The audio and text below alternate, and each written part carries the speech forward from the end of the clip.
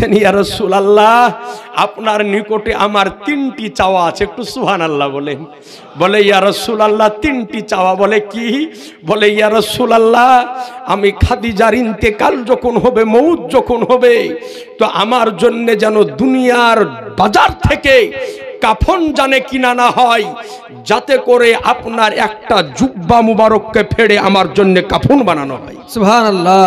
বলে খাদিজা দ্বিতীয় চাহনি কি? বলে ইয়া রাসূলুল্লাহ আমি খাদিজার ইন্তেকাল যখন হবে, মউত যখন হবে, আমি খাদিজার জন্য কবর যখন তৈয়ার করা হবে, তো আমি খাদিজাকে ওই কবরে শোয়ানোর পূর্বে একবার আপনি আপনার জিসিমটা, শরীরটা ওই কবরে লাগিয়ে দিবেন। নারায়ে তাকবীর, নারায়ে তাকবীর, নারায়ে রিসালাত, নারায়ে রিসালাত ইয়া রাসূলুল্লাহ মাসলাকে আলা হযরত। ইয়া ব্রাদারেন ইসলাম। বলে খাদিজা আর কি? বলে ইয়া রাসূলুল্লাহ আমি খাদিজাকে যখন কবরে দাফন করে সবাই যখন চলে আসবে, তো কবরের ওপর থেকে আপনি যেন আসবেন না, আপনি কবরের ওপরে বসে থাকবেন। যেই সময়তে মুনকার নাকির আমাকে সওয়াল করবে, আমার সওয়ালের জবাবটা কবরের উপর থেকে আপনি দিয়ে আসবেন। সুবহানাল্লাহ। খাদিজার ইন্তেকাল হয়ে গেল। নবীজির একটা জুব্বা মুবারককে ফেড়ে আম্মা জান খাদিজাতুল কুবরা রাদিয়াল্লাহু তাআলা আনহার আজকে কাফন বানানো হলো। এরপরে খাদিজাতুল কুবরা রাদিয়াল্লাহু তাআলা আনহার জন্য যে কবর তৈরি করা হলো, ওই কবরে আগে আমার নবী মুস্তাফা শুয়ে গেলেন। এরপরে হযরতে খাদিজাতুল কুবরা রাদিয়াল্লাহু তাআলা আনহাকে যখন কবরের শাহিত করে তিনাকে যখন দাফনের কাজ কমপ্লিট হয়ে গেল, ও রাসূলে কায়নাত সাল্লাল্লাহু আলাইহি ওয়াসাল্লাম কবরের উপরে বসা অবস্থায় আছে।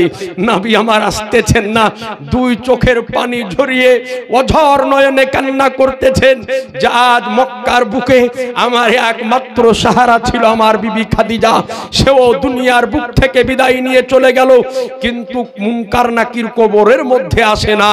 অনেকক্ষণ পরে দেখা যেতেছে তাইরে সিদরা মল্লেমুল মালাইকা হযরতে জিবরিল আমিন আলাইহিস সালাম আসার পরে নবীকে আমার বলেন ইয়া রাসূলুল্লাহ আপনি আর বসে থাকিয়েন না, আপনি বাড়ি চলে যান। তার কারণ হলো আপনার খাদিজাকে আল্লাহ এত ভালোবাসে যে খাদিজার প্রত্যেকটা সওয়ালের জবাব স্বয়ং খোদা দিয়ে দিয়েছে। সুবহানাল্লাহ, সুবহানাল্লাহ। জোরে সুবহানাল্লাহ হবে না? সুবহানাল্লাহ। আর একটু আওয়াজ দিয়ে বলবেন না? সুবহানাল্লাহ। আজিজান মুহতারাম, আজ আপনার নিকটে বলি তো নবী আমার খাদিজাকে খুব মহব্বত করতেন। ভালো মন্দ রান্না যখন হতো, তো নবী আমার ওই তরকারির বাটিকে নিয়ে মদিনার গলি গলি বেড়াতেন, ঘুরে বেড়াতেন যে খাদিজার কোনো বান্ধবী পাওয়া যায় কিনা, খাদিজার কোনো সেহেলি পাওয়া যায় কিনা, কমপক্ষে তরকারির বাটিটা তার হাতে দিব, দেওয়ার পরে মনের আজকে শান্তিটা করব যে আমার খাদিজা না পেল তো তার বান্ধবীর হাতে দিলাম। এ আজিজান মুহতারাম, রমনাবাসী আপনাদের নিকটে একটা কথা রোজ করে দিয়ে যায়, কমপক্ষে যাদের বিবি আছে এই বিবির আহমিয়তকে আপনি বুঝবেন, এই বিবির সম্মানকে বুঝবেন, এই স্ত্রীর সম্মানকে বুঝবেন।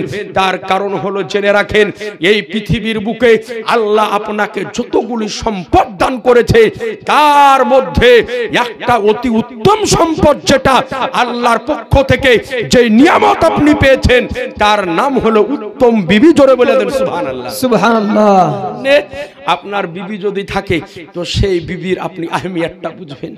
জি নবী আমার বলেন যেই বাড়িতে স্বামী এবং স্ত্রীর মহব্বত আছে আল্লাহ পাক ওই বাড়িকে জান্নাতের বাগান বানিয়ে দেয়। বলেন সুবহানাল্লাহ। আজ আপনাকে বলি যদি বুঝতে হয় বিবির কি আহমিয়ত, বিবির কি মর্যাদা, বিবি কেমন জিনিস, যদি বুঝতে হয় তো যার বিবি দুনিয়া থেকে চলে গিয়েছে তাকে একবার জিজ্ঞাসা করিয়ে, যে যার বিবি পৃথিবীর বুক থেকে চলে গিয়েছে তাকে একবার জিজ্ঞাসা করিয়েন যে বিবি ছাড়া জীবনটা কেমন মরুভূমি মরুভূমি মনে হয়। আমি উত্তরপ্রদেশের বেরেলি শরীফে যে মসজিদে আমি নামাজ পড়াতাম, আমার মসজিদের পাশে একটা লোক ছিল কোটি কোটি টাকার মালিক। এত টাকা ওর বড় বেটা প্রফেসর, আর এক বেটা প্রিন্সিপাল, এক বেটা সরকারি ইঞ্জিনিয়ার, ও নিজে ছিল কলেজের প্রফেসর, কোটি কোটি টাকা। তো আর স্ত্রীটার ইন্তেকাল যখন হলো বয়স্ক হয়ে, তো আমার মসজিদের পাশে ছিল কবরস্থান, তো ওই বুড়োকে আমি দেখতাম যে প্রতিদিন আসরের নামাজ পড়ার পরে ওর স্ত্রীর কবরের পাশে দাঁড়িয়ে যেমন বাচ্চা ছেলে কান্না করে, যেমন ইতিম ছেলে কান্না করে, ওই রকম করে কান্না করতো। আর আমার সামনে গল্প করতে, ইমাম সাহেব আল্লাহ আমার এত অর্থ দিয়েছে, আমি যদি মনে করি যে আজকে হেলিকপ্টার কিনবো, আজকেই নিতে পারবো, কিন্তু এরপরও বাড়িতে ঢোকার পরে শান্তি পাই না, কারণ আমার বিবি এমন মুহূর্তে আমাকে ছেড়ে গেল যে এই মুহূর্তে শান্তিও পেতেছি না, আর বিবাহ করা সম্ভব নয়। সুতরাং আপনার নিকটে আরজ করব যে যাদের বিবি রয়েছে আপনি সেই বিবির আহমিয়তকে বুঝবেন, বিবির ইজ্জতকে বুঝবেন, বিবির সম্মানকে বুঝবেন। এটা কোনোদিন ভাবিয়েন না যে আমি পুরুষ বলে শুধু আমার স্ত্রী আমার খিদমত করবে, জি না, এটা নয়। আজ আপনার নিকটে আরজ করি, ইসলাম এটার নাম নয়, ইসলাম হলো এটার নাম। ইসলাম যেমন আপনার অধিকার দিয়েছে বিবির উপরে, বিবিরও অধিকার দিয়েছে আপনার উপরে। যেমন বিবি আপনার খিদমত করবে, আপনাকেও বিবির খিদমত করতে হবে। এই জন্য তো আল্লাহ পাক নবীকে আমাদের ভিতরে আজকে পাঠিয়েছে, এই কারণে যে আল্লাহ পাক হলো বিবি থেকে পাক, আল্লাহ রাব্বুল আলামিন হলেন ছেলে থেকে পাক, আল্লাহ রাব্বুল আলামিন হলেন খাওয়া থেকে পাক, আল্লাহ হলেন ঘুমানো থেকে পাক, আল্লাহ এই সমস্ত জিনিস থেকে পাক এবং পবিত্র। এই জন্য আল্লাহ আমার নবীকে পাঠিয়েছেন। বিবাহিত জীবন কেমন করে পার করতে হবে নবী শিখিয়ে দিবেন, যৌবনের জীবন কেমন করে পার করতে হবে নবী শিখিয়ে দিবেন, কৈশোরের জীবন কেমন করে পার করতে হবে নবী শিখিয়ে দিবেন, ছেলেকে কেমন করে মানুষ করতে হবে সেটা নবী আমার শিখিয়ে দিবেন, মেয়েকে কেমন করে শিক্ষা দিতে হবে এটা নবী আমার শিক্ষা দিবেন। আজকে আল্লাহ পাক বলেন যে কোন ব্যক্তি যদি আজকে কৈশোর জীবনে নবীকে যদি ফলো করতে পারে, যুবক জীবনে নবীকে যদি ফলো করতে পারে, আজকে বয়স্ক জীবনে নবীকে যদি ফলো করতে পারে, বিবির খিদমতে নবীকে যদি ফলো করতে পারে, ছেলে মেয়ে পারওয়ারিশে নবীকে যদি ফলো করতে পারে, একজন ব্যক্তি নিজের জীবনের প্রত্যেকটা ধাপে ধাপে নবীকে যদি ফলো করতে পারে, তো আল্লাহ পাক বলেন ওই স্বামী ইন্তেকাল করবে আর আল্লাহ তার জন্য 8টা বেহেশতের দরজা খুলে দিবেন। সুবহানাল্লাহ, সুবহানাল্লাহ। একটু জোরে বলে দেন সুবহানাল্লাহ, সুবহানাল্লাহ। বলি যে বিবির কাজে সাহায্য করবেন, এটা আমার নবীর সুন্নাত। সুবহানাল্লাহ বলেন। সুবহানাল্লাহ। আমার নবীর সুন্নাত। বিবি তো রান্না করতেছে, পানিটা আগিয়ে দিবেন, বিবি কাপড় কাচতেছে, টিবলটা চিপে দিবেন, বিবির মাথা ব্যথা একটু মাথাটা দাবিয়ে দিবেন, বিবির খিদমত করবেন, দেখবেন যে একদিন ওই বিবি আপনার খিদমত করবে। বলেন সুবহানাল্লাহ, সুবহানাল্লাহ। জি, এই জন্য স্বামী স্ত্রীর মধ্যে সম্পর্কটা খুব ভালো রাখবেন, নিজের বিবির খিদমতটা করবেন। বলেন ইনশাআল্লাহ। আপনাকে বলতেছিলাম এ খাদিজাতুল কুবরা রাদিয়াল্লাহু তাআলা আনহার মর্যাদা আল্লাহ এই রকম দিয়েছেন যে স্বয়ং আল্লাহ মা খাদিজাকে সালাম পাঠিয়েছিলেন। বলেন সুবহানাল্লাহ, সুবহানাল্লাহ। মুসলমান, এখন এই খাদিজাকে যদি কেউ খারাপ বলে তো সহ্য হবে? এই জোরে বলেন না। এই যে আমাদের পার্শ্ববর্তী দেশ হলো বাংলাদেশ, জি, পৃথিবীর বুকে যত রকমের ঈমান ধ্বংসকারী ফতোয়ার ডেলিভারি হয় তার নাম হলো বাংলাদেশ। আপনি খোঁজ যদি নিয়ে দেখেন যে সবচাইতে পাগল ছাগলের জন্ম কোথায়, তার নাম হলো বাংলাদেশ। জি, এই যে বাংলাদেশে এখন এক ভাইরাস এসে ঢুকেছে, 3 বছর 4 বছর ছিল না, শেখ হাসিনা ওকে বাইর করে মালয়েশিয়াতে রেখে চলো। ওর নাম হলো মিজানুর রহমান আজহারি, অনেকে আপনারা চিনেন, মা বোনেরা ওর খুব ভক্ত। আপনাকে বলি এই মারদুদ আপনার ছিল না, মালয়েশিয়াতে ছিল। হালি শেখ হাসিনা পালিয়ে আসার পরে আবার ঢুকেছে বাংলাদেশে, ঢুকার পরে মানুষের ঈমান ধ্বংস করতে আরম্ভ করে দিয়েছে। জি, আবার ঈমানকে লুণ্ঠন করতে আরম্ভ করে দিয়েছে। এই মিজানুর রহমান আজহারি এ বলিয়াছে খাদিজাতুল কুবরাকে তালাক খাওয়া বুড়ি মেয়ে। নাউজুবিল্লাহ বলেন, নাউজুবিল্লাহ বলেন। মা খাদিজাকে তালাক খাওয়া বুড়ি মেয়ে এই কথা বলা যাবে? এই জোরে বলেন না। কিন্তু এই বেঈমান মারদুদ ই বলিয়াছে মা খাদিজাকে যে মা খাদিজা নাকি ছিলেন তালাক খাওয়া বুড়ি মেয়ে। আপনাদেরকে বলি নবীর যতগণ বিবি, নবীর প্রত্যেকটা বিবি হলো মুমিনদের জন্য মা। জোরে বলেন সুবহানাল্লাহ, সুবহানাল্লাহ। আমার মায়ের চাইতেও নবীগণের বিবির, নবীর বিবিগণের দাম কম না বেশি? জোরে বলেন। অনেক বেশি। এই খাদিজাকে এই মিজানুর রহমান আজহারি তোলা, এর নাম হলো মিজানুর রহমান বাজারি। কেন আজহারি বললে একে গুনাহ হবে, কেন বাজারি বলতে হবে? একটা বাজারি বিটি ছেলে টাকার জন্য নিজের ইজ্জতকে বিক্রি করে। একজন বাজারি বিটি ছেলে টাকার জন্য ইজ্জত বিক্রি করে, আর এই বাজারি টাকার জন্য নিজের ঈমানকে বিক্রি করে দিয়েছে। সুতরাং খবরদার, এই বাজারি আলেমের বক্তব্য জানে কোনো ব্যক্তি না শুনে না তো আপনার ঈমানকে ধ্বংস করবে। কদিন আগে নাবিকে বলেছে গরুর রাখাল, নাউজুবিল্লাহ বলেন। বলে নাবিকে গরুর রাখাল বলা যাবে? এই মারদুদে বলেছে যে নাবি নাকি ছিলেন গরুর রাখাল, কাউবয়, ইংরেজিতে বলেছে কাউবয়, মানে নাবি ছিল গরুর রাখাল। অথচ নাবি আমার জীবনে কোনোদিন গরু চড়াননি। নাবি আমার হযরতে হালিমাতু সাদিয়া রাদিয়াল্লাহু তাআলা আনহার বাড়িতে গিয়েছেন, ময়দানে ছাগল নিয়ে গিয়েছেন এই কারণে যে আল্লাহ পাক তিনাদেরকে দিয়ে এই কর্মটা করিয়ে নিয়েছেন যে একটা ধৈর্যের পরিচয় দেওয়ার জন্য।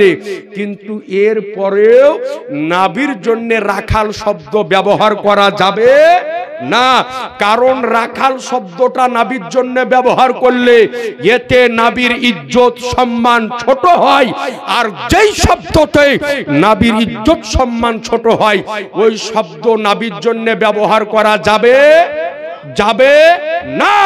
কোন ব্যক্তি যদি ব্যবহার করে তো আর ঈমান যাবে, বাড়িতে বউ যদি থাকে বউটা অটো তালাক হবে। সুতরাং সাবধান, এই বাংলাদেশের বক্তাদের বক্তব্য থেকে একেবারে দূরে। আজ এই পৃথিবীর বুকে যত রকমের ঈমান ধ্বংসকারী বক্তা সব হলো বাংলাদেশে, আর ওই বাংলাদেশের ভাইরাস এসে ঢুকে গেছে এখন আমাদের ভারতে। বাংলাদেশের ভাইরাস ঢুকে গেছে ভারতে, এই জন্য দুটিয়া চারটিয়া করে আমাদের সুন্নি গ্রামের মধ্যে ওদের ভক্ত হয়ে যাচ্ছে এই মোবাইলে শুনে শুনে। আপনাকে বলি, বাংলাদেশের একটা বক্তা আছে, ওর নাম হলো মুজাফফর বিন মহসিন, আমার মোবাইলে ভিডিওটা আছে। তো ওকে জিজ্ঞাসা করেছে যে শবে বরাতের হালুয়া খাওয়া কি? তো বলছে শবে বরাতের হালুয়া খাওয়া হলো বেদাত এবং হারাম। আবার বলছে যে ওই বক্তায় ওখানে বলছে যে উটের পেশাব খাওয়া জায়েজ। নাউজুবিল্লাহ বলেন। বলছে শবে বরাতের হালুয়া খাওয়া বেদাত, কিন্তু বলছে উটের পেশাব খাওয়া জায়েজ। তাহলে আপনি চিন্তা করেন যে মানুষকে উটের পেশাব খাওয়া শিখাচ্ছে আর হালুয়া রুটি থেকে দূরে রাখছে, তাহলে এরা খায় কি? আপনি চিন্তা করেন। এর নাম হলো বাংলাদেশ। যত রকমের আগল পাগল ছাগল সব এই বাংলাদেশে জন্ম। এমন এমন ফতুয়ার ডেলিভারি হয়, ওই সব ফতুয়া কোনো পাগলেও বলে না। ওই রকম বক্তা, ওই রকম ঈমান ধ্বংসকারী বক্তা আমাদের ভারতে খুব কম আছে বললে চলে। মুসলিমে 2, 4, 10, 20টা পাওয়া যাবে, কিন্তু দেখবেন 28 ইঞ্চি বক্তা বাংলাদেশে, 26 ইঞ্চি বক্তা বাংলাদেশে, 7 বছরের বক্তা বাংলাদেশে, 10 বছরের বক্তা বাংলাদেশে। এমন এমন আপনি ডেলিভারি শুনবেন যে আপনার চোখ কপালে উঠে যাবে, যে পাগলেও এরকম করে না। এমন এমন বক্তা আছে বাংলাদেশে। একটা ছেলেকে দেখলাম আপনার যে আপনার হাদিস কোরআন জানে না, কি জানে, 4টা বক্তার গলা নকল করতে জানে, ওয়াকি স্টেজে তুলে দিয়েছে 30,000 টাকা নাইট হয়। চিন্তা করেছেন? ওর নাম হলো বাংলাদেশ। বাংলাদেশে একটা মৌলবী ছিল জামাতে ইসলামীর, নাম হলো দেলোয়ার হোসেন সাইয়্যিদি, নাম শুনেছেন? জেলে থেকে থেকে মারা গেল দেলোয়ার হোসেন সাইয়্যিদি, জামাতে ইসলামী দেওবন্দ আকীদার লোক। ও সারা জীবন বলে এলো যে নাবি মরা, কিন্তু ওর যখন মউত হলো তোর ভক্তরা বলছে যে দেলোয়ার হোসেন সাইয়্যিদি মরেনি, এখনো জীবিত আছে। তাইলে ওদের আকীদা হলো নাবি মরেছে কিন্তু সাইয়্যিদি মরেনি। তো এই দেলোয়ার হোসেন সাইয়্যিদি মরে যাওয়ার পরে একটা অমনি লোকের মতো লোক দেখতে হয় না, একই রকম লোক দেখতে অনেক হয় নাকি বলছেন, একই চেহারা একই কাটিং। তো সাইয়্যিদি মরার পরে একটা এমনি পাগল লোক রাস্তা ঘুরছিল, ওর স্টাইল ছিল দেলোয়ার হোসেন সাইয়্যিদির মতো, মুজ গেলা ওই রকম, দাড়ি গেলা ওই রকম, ওরকম পোশাক পরে। এখন সাইয়্যিদির জায়গাতে ওয়াকে দিয়ে বক্তব্য দেওয়াছে, যার নাম হলো এই বাংলাদেশ। সুতরাং মা বোনদের নিকটে আরজ করব, এই বাংলাদেশের বক্তার বক্তব্য থেকে দূরে রাখবেন। এখনো বিশেষ করে মিজানুর রহমান বাজারির বক্তব্য শুনবেন না। বিটি ছেলেতে খুব শুনে আপনার কাজ করছে, মোবাইলে ওয়াজ লাগিয়ে ওর বক্তব্য শুনছে। আর আরেকটা আছে, ওর নাম হচ্ছে আমির হামজা, যুবক ছেলেরা চিনে, তাই না? ওর নাম হলো আমির হামজা। ও নায়িকা নিয়ে গবেষণা করে, বলে যে অমুক নায়িকার দিকে একবার খালি চোখ মিলিয়ে দেখবেন। তো সাবধান, এদের এইরকম বক্তাদের বক্তব্য থেকে দূরে থাকবেন। বলেন ইনশাআল্লাহ, ইনশাআল্লাহ বলেন ইনশাআল্লাহ। শুনতে হলে যারা সুন্নি আলেম আছে তাদের বক্তব্য শুনবেন, না হলে আপনার ঈমানকে বরবাদ করে দিবে। তো এই রজবুল মুরাজ্জাব মাস, এই মাস হলো মেরাজ শরীফের মাস। এই মাসে নবী আমার পবিত্র মেরাজে গিয়েছেন। জোরে বলে দেন সুবহানাল্লাহ। সুবহানাল্লাহ। মক্কা শরীফ থেকে নবী আমার গিয়েছেন, নবী আমার মেরাজে যাবেন। আল্লাহ রাব্বুল আলামিন হযরতে জিবরাইল আলাইহিস সালামকে বলছেন যে জিবরাইল, এক কাজ করো, আজকে রাতে জাহান্নামের দরজাটাকে বন্ধ করে দাও। সুবহানাল্লাহ বলেন আগে। সুবহানাল্লাহ। বলছেন যে আজ রাতে জাহান্নামের দরজা বন্ধ করো, জান্নাতের সব দরজা খুলে দিয়ে জান্নাতকে সাজিয়ে দাও। সুবহানাল্লাহ বলেন। সুবহানাল্লাহ। বলে সাজিয়ে দাও। আর মালাকুল মাউত ইসরাইল আলাইহিস সালামকে বলে দাও, আজকে রাত্রিতে যেন কারো জানকে কবুজ না করে, এবং আজ সমস্ত আসমানের ফেরেশতাদেরকে আজ সুন্দর পোশাক পরিধান করে নিতে বলো। বলে আল্লাহ, এসব আয়োজন কার জন্য? আল্লাহ রাব্বুল আলামিন বলেন, ও জিবরাইল শোনো, আজকের এই রাত্রি বেলাতে আমার শাহানশাহে জিবাকার, মদিনাকে তাজদার, আহমদে মুখতার, নবীকে সর্দার, দোনো জাহানের মালিক ও মুখতার আমার রাসূলুল্লাহকে আমার নিকটে ডেকে আজ রাত্রিতে আমি মেরাজ সংগঠিত করব। নারায়ে তাকবীর, নারায়ে তাকবীর, নারায়ে রিসালাত, মাসলাকে আলা হযরত খাজা কা হিন্দুস্তান জিন্দাবাদ। এ আজুজানে মুহতারাম, আল্লাহ এই কথা যখন বললেন, হযরতে জিবরিল আমিন আলাইহিস সালাম আজকে আপনার জান্নাতকে সুসজ্জিত করে সাজিয়ে দিলেন, ঝাঁকানাকা করে সাজিয়ে দিলেন। জাহান্নামের দরজা বন্ধ। মালাকুল মউতকে বলা হলো যে আজকে রাত্রিতে কারো জান কবুজ করা হবে না, কারণ আজকে রাত্রিতে নবী আমার মেরাজের দুলহা সেজেছেন। সুবহানাল্লাহ। একটু জোরে বলেন না সুবহানাল্লাহ। বলে আজ রাত্রিতে আমার নবী মেরাজের দুলহা সেজেছে, নবী আমার মেরাজ শরীফে আসতেছেন। এইবার আল্লাহ পাক বললেন যে জিবরিল শোনো, আজকে জান্নাতের ভিতর থেকে একটা বোরাককে নিয়ে যাও। বলে বোরাক কেমন? বলে গাধার চাইতে একটু বড় আর ঘোড়ার চাইতে ছোট, ও খচ্চরের মতো, খচ্চরের চাইতে বড় আর গাধার চাইতে ছোট, আর নাম হলো বোরাক। আপনার তাফসিরে দুররে মানসুরের মধ্যে এসেছে যে বোরাককে আল্লাহ রাব্বুল আলামিন এই রকম ভাবে সৃষ্টি করেছে যে এক নজরেও যত দূর দেখতে পায়, একই কদমে অত দূরে যাওয়ার পরে পৌঁছায়। সুবহানাল্লাহ। এরকম করে আল্লাহ ওকে তৈরি করেছে। জান্নাতের মধ্যে সমস্ত বোরাককে সংবাদ দেওয়া হলো যে আজকে রাত্রিতে কারো না কারো পিঠে আমার নবী সওয়ার হয়ে সিদরাতুল মুনতাহা পর্যন্ত যাবেন। সুবহানাল্লাহ। এইবার জান্নাতে যত বোরাক ছিল সকলে একেবারে সুসজ্জিত হয়ে সেজেছে। সবাই চাইতেছে যেন নবী আমার পিঠে চড়েন, যেন নবী আমার পিঠে চড়েন, একেবারে ধামাকা করে সেজে আছে। এর মধ্যে জিবরিল আমিন আলাইহিস সালাম জান্নাতের ভিতরে আসার পরে দেখতেছেন যে সবাই তো আনন্দে উল্লাসিত করতেছে, কিন্তু একটা বোরাক এক কোণাতে দাঁড়িয়ে বছর নয়নে কান্না করতেছে। সুবহানাল্লাহ। কান্না করতেছেন। সুবহানাল্লাহ। তো জিবরিল আলাইহিস সালাম আসার পর বলে, হ্যাঁ গো, সবাই আনন্দে আত্মহারা সুসজ্জিত করে সেজেছে, তুমি কান্না কেন করতেছো? বলে দেখো, সবাই তো দেখতে সুন্দর, একেবারে নিজেকে সুসজ্জিত করে সাজিয়েছে, কিন্তু আমি তো দেখতে কালো, আমি তো কুৎসিত, হয়তো নবীর জন্য আমাকে পছন্দ হবে না, আমার পিঠে হয়তো নবী চড়বেন না। এই নবীর পিঠে যে নবী চড়তে পাবেন না, এই না পাওয়ার কারণে ইশকে মোহাব্বতে আমি কান্না করতেছি। বলেন সুবহানাল্লাহ। আল্লাহ জিবরাইলকে বললেন, জিবরাইল যতজন সাজন পূজন করে ওদেরকে বাদ দাও, যেই বোরাকটি আমার নবীর মোহাব্বতে কান্না করতেছে ওকে আজকের জন্য আমি মুনতাখাব করে দিলাম। সুবহানাল্লাহ। তো সুবহানাল্লাহ। আল্লাহ পাক বোরাকের সাজন পূজন দেখলেন না, বরং নবীর মোহাব্বত দেখলেন। বলেন সুবহানাল্লাহ। সুবহানাল্লাহ। একটা কথা বলি, এই পৃথিবীর বুকে আল্লাহর যতগুলি সৃষ্টি রয়েছে এর মধ্যে আল্লাহর একটা সৃষ্টি, তার নাম হলো ব্যাঙ। এই ব্যাঙের মধ্যে আল্লাহ এই রকম একটা উপাদান দিয়েছে যে এর চর্বিকে কোনো ব্যক্তি হাতে লাগিয়ে আগুনে হাত ঢুকিয়ে দিলে হাত পুড়বে না, কারণ ব্যাঙের চর্বিকে আগুন জ্বালাতে পারে না। কেন আল্লাহ এই উপাদান দিলেন? এর কারণ হলো এটাই, যেই দিন হযরত ইব্রাহিম আলাইহিস সালাতু সালামকে নমরুদ আগুনের মধ্যে আগুন দাউ দাউ করে জ্বালিয়ে ইব্রাহিম নবীকে যখন আগুনের মধ্যে নিক্ষেপ করবে, ওই সময়তে ব্যাঙ পেশাব করে করে আজকে আগুনকে নিভানোর চেষ্টা করেছিল। আরে এটা সকলেই জানি যে আল্লাহ রাব্বুল আলামিনও জানেন যে ব্যাঙের পেশাবে নমরুদের আগুন নিভবে না, ব্যাঙের পেশাবে নমরুদের আগুন বুঝবে না। কিন্তু আল্লাহ পাক আগুন বুঝবে কি বুঝবে না, নিভবে কি নিভবে না, এটা আল্লাহ দেখলেন না। আল্লাহ এটা দেখলেন যে ইব্রাহিমের প্রতি ব্যাঙের ভালোবাসাটা দেখলেন। সুবহানাল্লাহ।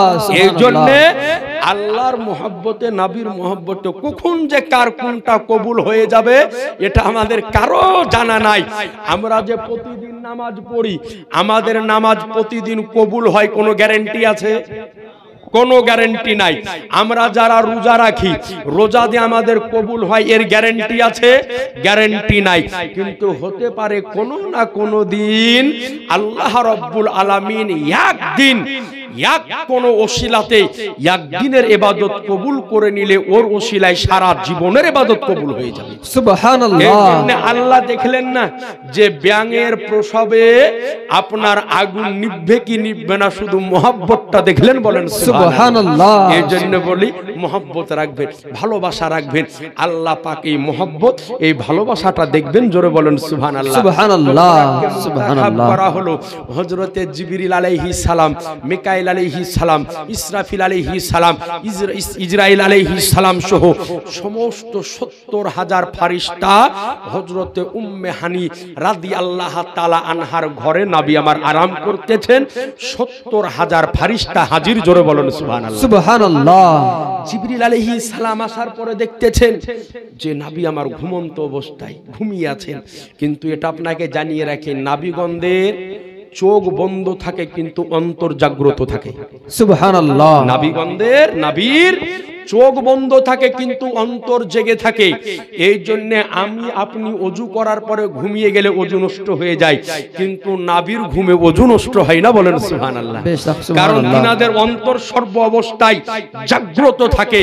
তা আসার পরে দেখতেছেন জিবরিল আলাইহিস সালাম যে নবী আমার বিশ্রাম করতেছেন, নবী আমার আরাম করতেছেন। সুবহানাল্লাহ বলেন। সুবহানাল্লাহ। জিবরিল আলাইহিস সালামকে আল্লাহ বলেছেন, জিবরিল দেরি করিও না, তাড়াতাড়ি করে নবীকে নিয়ে আমার নবীর সঙ্গে দিদার করার জন্য আমি অপেক্ষা করতেছি। সুবহানাল্লাহ। সুবহানাল্লাহ। তাড়াতাড়ি করো। এদিকে জিবরিল আলাইহিস সালাম একবার আমার নবীর চেহারার দিকে তাকাতেছেন, একবার আল্লাহর হুকুমের দিকে খেয়াল করতেছেন যে নবী আরাম করতেছেন, নবীকে যদি জাগ্রত করি আরামের ব্যাঘাত ঘটবে, আর তাড়াতাড়ি না নিয়ে গেলে আল্লাহর হুকুম লঙ্ঘন হবে। কি করা যায়? খুব তিনি চিন্তায় পড়ে গেলেন, করা যায় তো করা যায় কি, করা যায় তো করা যায় কি। হঠাৎ আল্লাহ বলছেন, জিবরিল তোমার যে আমি ঠোঁট দিয়েছি ঠোঁটটা হলো নূরের তৈরি। সুবহানাল্লাহ বলেন। সুবহানাল্লাহ। তোমার ওই ঠোঁট আমার নবীর কদমে লাগিয়ে দাও, সঙ্গে সঙ্গে ঠান্ডা মেহসুস হবে। সুবহানাল্লাহ। বলে তোমার ঠোঁট আমার নবীর কদম মোবারকে লাগাও। হযরতে জিবরিল আলাইহিস সালাম যেমনই তিনার ঠোঁটকে আমার নবীর কদম মোবারকে লাগালেন, আমার নবীর দুই চোখ খুলে গেল। বলেন সুবহানাল্লাহ। নবী আমার যুদ্ধের ময়দান থেকে আসতেছেন, আসার পরে আরাম করতেছেন হযরতে আলীর জাঙে মাথা দিয়ে। হযরতে আলীর জাঙে মাথা দিয়ে নবী আমার আরাম করতেছেন। তো হযরতে আলী রাদিয়াল্লাহু আনহু দেখতেছেন যে আসরের নামাজের সময় হয়ে গিয়েছে, সূর্য ডুবো ডুবো অবস্থায় এইদিকে কায়নাতের সরদার আমার নবী আরাম করতেছেন। একদিকে আল্লাহর হুকুম, অপর দিকে নবীর প্রেম, একদিকে আল্লাহর হুকুম, অপর দিকে নবীর ভালোবাসা। কি করা যায়? হযরতে আলী রাদিয়াল্লাহু তাআলা নামাজের জন্য মনে ব্যথা হতেছে, অপর দিকে চিন্তা করতেছেন যে আমি যদি নামাজটা কাজা যদি হয়ে যায় তো আজকে কাজা আদায় করা হবে, কিন্তু নবীর মোহাব্বত যদি কাজা হয়ে যায় তো মোহাব্বতের কাজা আদায় হবে না। এই জন্য হযরতে আলী কাজকে জাঙের উপরে নবী আমার আরামি করতেছেন, হঠাৎ আলীর দুই চোখ দিয়ে পানি ঝরে, যেমনই আমার নবীর আজকে চেহারা মুবারকে পড়া, নবীর চোখ খুলে গেল। বলে আলী চোখে পানি কেন, কান্না কেন করতেছো? বলে ইয়া রাসূলুল্লাহ নামাজের সময় অতিবাহিত হয়ে গিয়েছে, সূর্য অস্তমিত হয়ে গিয়েছে, আসরের নামাজ আদায় হয়নি ইয়া রাসূলুল্লাহ, এই জন্য কান্না করতেছি। তো আমার আনিসে বেকাসা সাজ্জাদে কাউনু মাকা বেচারুকে চারা বেসাহারুকে সাহারা ইয়াতিমকে বলি, আমার নবী মুস্তাফা বলে যে আলী নামাজটা আদায় করবে না কাজা পড়বে? তো বলে ইয়া রাসূলুল্লাহ যদি আদায় করতে পাই তো কাজা কেন পড়বো? তো বললেন আলী একটু অপেক্ষা করো। বলে সঙ্গে সঙ্গে আমার শাহানশাহে জিবাকার মদিনাকে তাজদার আহমদে মুখতার নবীকে সর্দার জনজাহানের মালিক মুখতার আমার নবী মুস্তাফা শাহাদাত আঙ্গুলের ইশারা করলেন, সঙ্গে সঙ্গে অস্তমিত সূর্য আবার উদিত হয়ে গেল। নারায়ে তাকবীর, নারায়ে তাকবীর, নারায়ে रिसालत मसला के आला हजरत नबी का दामन नहीं छोड़ेंगे। ए আজি যারা মোহতারাম, সূর্য আবার উদিত হয়ে গেল। উদিত হয়ে যাওয়ার পরে হযরত আলী রাদিয়াল্লাহু তাআলা আনহু আবার নামাজ আদায় করলেন। এ বেরাদারানে ইসলাম, এই জন্য আপনাকে বলি যে আজকে নামাজের কাজা হয়, রোজার কাজা হয়, ইবাদতের কাজা হয়, কিন্তু মোহাব্বত ভালোবাসার কাজা হয় হয় না। আজ আপনি দেখেন আগেকার যুগে আগেকার লোক যারা বিয়ে শাদী করেছে ওই সময় তো তার এই রকম বাসর ঘর সাজাসাজি হতো না, তাই কিনা? মিতি আমার বসে আছে সামনে। আগে এই রকম সাজাসাজি হতো না, কিন্তু এখন বর্তমান সময় বাসর ঘরের ডিজাইন দেখলে মাথা খারাপ হয়ে যায়, নাকি বলছেন? বাসর ঘরের ডিজাইন যদি দেখেন তো মাথা খারাপ হয়ে যায়। আর চলছে এখন রানিং ক্যামেরা, একেবারে বিহা পড়ানো থেকে শুরু করে বহু বাসর ঘর যাওয়া পর্যন্ত ক্যামেরা তুলছে। বাসর ঘরে যে একটা এমনি করে বাতিল ভেদিল দেবে, সেটার নাম হলো বাসর ঘর। এখন যদি এই রমনা গ্রামে এ যারা বয়স্ক যারা বসে আছেন, তো যদি মনে করে যে ওই সময়তে বিবির সাথে বাসর ঘর ওই মহব্বত করতে পাইনি, তো ওটার কাজে আজকে উঠাবো, সম্ভব হবে? হবে না। তাহলে ইবাদতের কাজা হয় কিন্তু মহব্বতের কাজা হয় না। এই জন্য ইবাদত কাজা যদি হয়ে যায় তো পরে আদায় হয়ে যাবে, কিন্তু মহব্বত কাজা করা যাবে না। যখন তখনই আদায় করে নিতে হবে, বলেন ইনশাআল্লাহ। যখন তখনই আপনাকে আদায় করে নিতে হবে। এই জন্য জিবরিল আমিন হযরত আলী রাদিয়াল্লাহু আনহু দেখলেন যে নামাজটা যদি কাজা হয়ে যায় তো পরে পড়ে নিতে পারবো, কিন্তু নবীর মহব্বতটা কাজা হয়ে গেলে আর আদায় করা হবে না। এই জন্য আলী মহব্বতকে আগে প্রাধান্য দিলেন। জোরে বলে দেন সুবহানাল্লাহ, সুবহানাল্লাহ, একটু জোরে বলে সুবহানাল্লাহ। জানে মোহতারাম বেরাদারানে ইসলাম, তো এইবার জিবরিল আমিন আলাইহিস সালাম আপনার নবীর কদম মুবারকে চুমা দিলেন। নবীর আমার দুই চোখ খুললো। তো বলে জিবরিল কি ব্যাপার? বলে ইয়া রাসূলুল্লাহ মিকাইল হাজির, ইসরাফিল হাজির, ইজরাইল হাজির, আমি জিবরিল হাজির, আমাদের সঙ্গে ৭০,০০০ ফেরেশতা হাজির। আজকে রাত্রিতে আপনাকে মেরাজে যেতে হবে আল্লাহর সঙ্গে দিদার করতে। সুবহানাল্লাহ। তো বলে জিবরিল মেরাজে যাব। ওই সময়তে জিবরিল আমিন আলাইহিস সালাম আমার নবীর সামনে পুলসিরাতের বর্ণনা দিতেছেন। ইয়া রাসূলুল্লাহ পুলসিরাতের রাস্তা কেমন হবে? তো জিবরিল আমিন নবীকে আমার বর্ণনা দিতেছেন। ইয়া রাসূলুল্লাহ পুলসিরাতের রাস্তা হবে চুলের চাইতেও পাতলা আর ব্লেডের চাইতেও ধারালো। ওই রাস্তা দিয়ে আপনার প্রত্যেকটা উম্মত উম্মাতানিকে পার হতে হবে। তো যেমনই এই কথা বলা, নবীর আমার দুই চোখ দিয়ে ঝরঝর ঝরঝর করে পানি আরম্ভ হয়ে গেল। বলে ইয়া রাসূলুল্লাহ আজকে রাত হলো আনন্দের রাত, আজকে রাত হলো খুশির রাত, আজকে রাত হলো উল্লাসের রাত, আপনার দুই চোখে পানি কেন? তো বলে জিবরিল তুমি যে পুলসিরাতের রাস্তার বর্ণনা দিলে আমি চিন্তায় আছি যে আমার গুনাহগার উম্মত ওই রাস্তা দিয়ে কেমন করে পার হবে। মুল্লেমুল মালাইকা তাইরে সিদরা জিবরিল আমিন বলে ইয়া রাসূলুল্লাহ আপনি চিন্তা করিয়েন না, আপনার গুনাহগার উম্মত উম্মতানি ওই রাস্তা দিয়ে যখন পার হবে আমি জিবরাইল নিজের পরকে বিছিয়ে দিব মুসলমান, সুবহানাল্লাহ, নিজের পরকে বিছিয়ে দিব। এ যুবক ভাইরা আপনাদের নিকটে বলি যে আজ আমরা যদিও নবীকে ভুলে থাকি, নবী কিন্তু এক মুহূর্তের জন্য আমাদেরকে ভুলে নাই। সুবহানাল্লাহ বলেন না? সুবহানাল্লাহ। এক মুহূর্তের জন্যও নবী আমার ভুলেননি। মায়ের পেটে নবী উম্মত বলে কান্না করেছে, দুনিয়াতে আসলেন উম্মত বলে কান্না করেছেন, মক্কা ধাত্রীতে উম্মতের জন্য মার খেয়েছেন, মদিনার বুকে উম্মতের জন্য যুদ্ধ করেছেন একাধিক জায়গাতে, এমনকি ইন্তেকালের পরেও নবী আমার এই উম্মতের জন্য কান্না করতেছেন। সুবহানাল্লাহ। নবীর যেই দিন ইন্তেকাল হলো, আমার নবীর ইন্তেকালের পরে নবীজির আখেরি গোসল দিয়েছিলেন হযরতে আলী রাদিয়াল্লাহু তাআলা আনহু। নবীর আখেরি গোসল তো হযরতে আলী রাদিয়াল্লাহু তাআলা আনহু বলেন যে নবীকে যখন আখেরি গোসল দিলাম, গোসল দেওয়ার পরে নবীজির চোখ পলক মুবারকের উপরে এক ফোঁটা পানি আটকে ছিল। আমি দেখলাম যে নবীজির এই পলকের উপরে একটু পানি আটকে ছিল। তো বলে আমি চিন্তা করলাম পানিটা কোথায় যাবে। তো আমি মাথাটাকে নিচু করে নবীর পানিটা যখন চুষে খাওয়ার জন্য মাথাটা যখন নামালাম, তো আমি দেখলাম যে আমার নবীর দুই ঠোঁট মুবারক হিলতেছে। সুবহানাল্লাহ। আমার নবীর দুই ঠোঁট মুবারক হিলতেছে। বলে কান লাগিয়ে শুনলাম, তো নবীর ঠোঁট মুবারক দিয়ে আওয়াজ আসতেছে, রব্বি হাবলি উম্মতি, রব্বি হাবলি উম্মতি। আল্লাহ আমার উম্মতের কি হবে, আল্লাহ আমার উম্মতের কি হবে। এ মুসলমান, আজ আপনাকে বলি নবীকে আমরা ভুলে থাকি, নবীকে আমরা ভুলে থাকি, কিন্তু নবী আমার এক মুহূর্তের জন্য এই উম্মতকে ভুলে নাই। বলেন সুবহানাল্লাহ। হঠাৎ নবীকে আমার মদিনা শরীফে পাওয়া যেতেছে না, মদিনা শরীফে নবী আমার নাই, কোথায় যেন গায়েব হয়ে গিয়েছেন।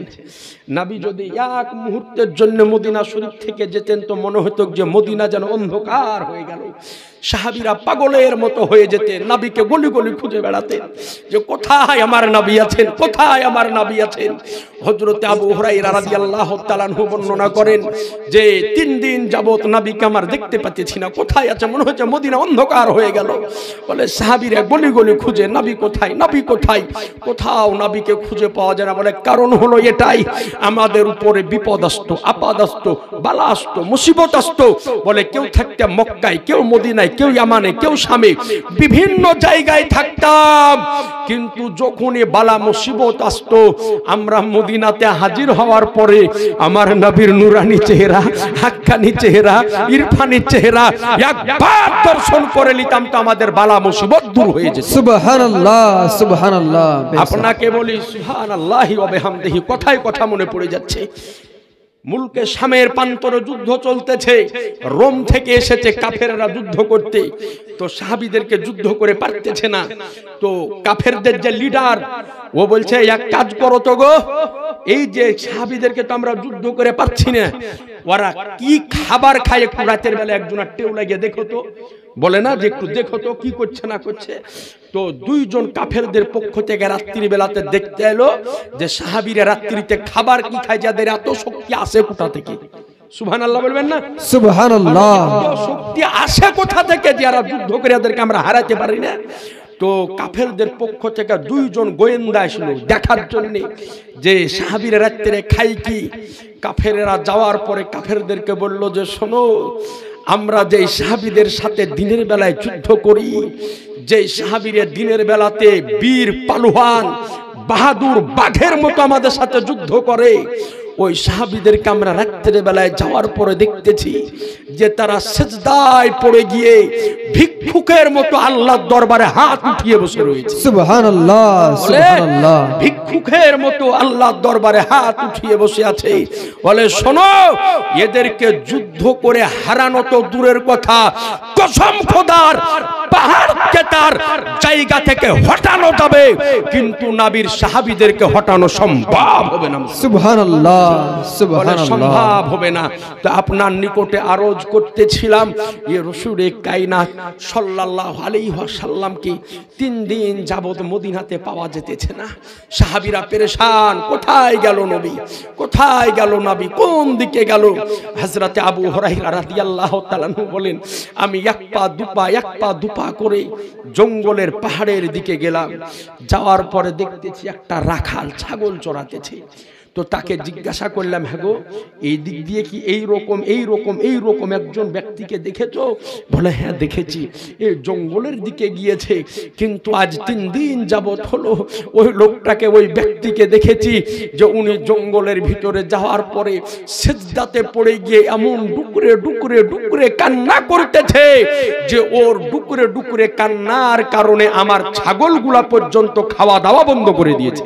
সুবহানাল্লাহ সুবহানাল্লাহ। আজ আপনাদের নিকটে আরজ করব, বলে যে খাওয়া দাওয়া ছেড়ে দিয়েছে ছাগলগুলা।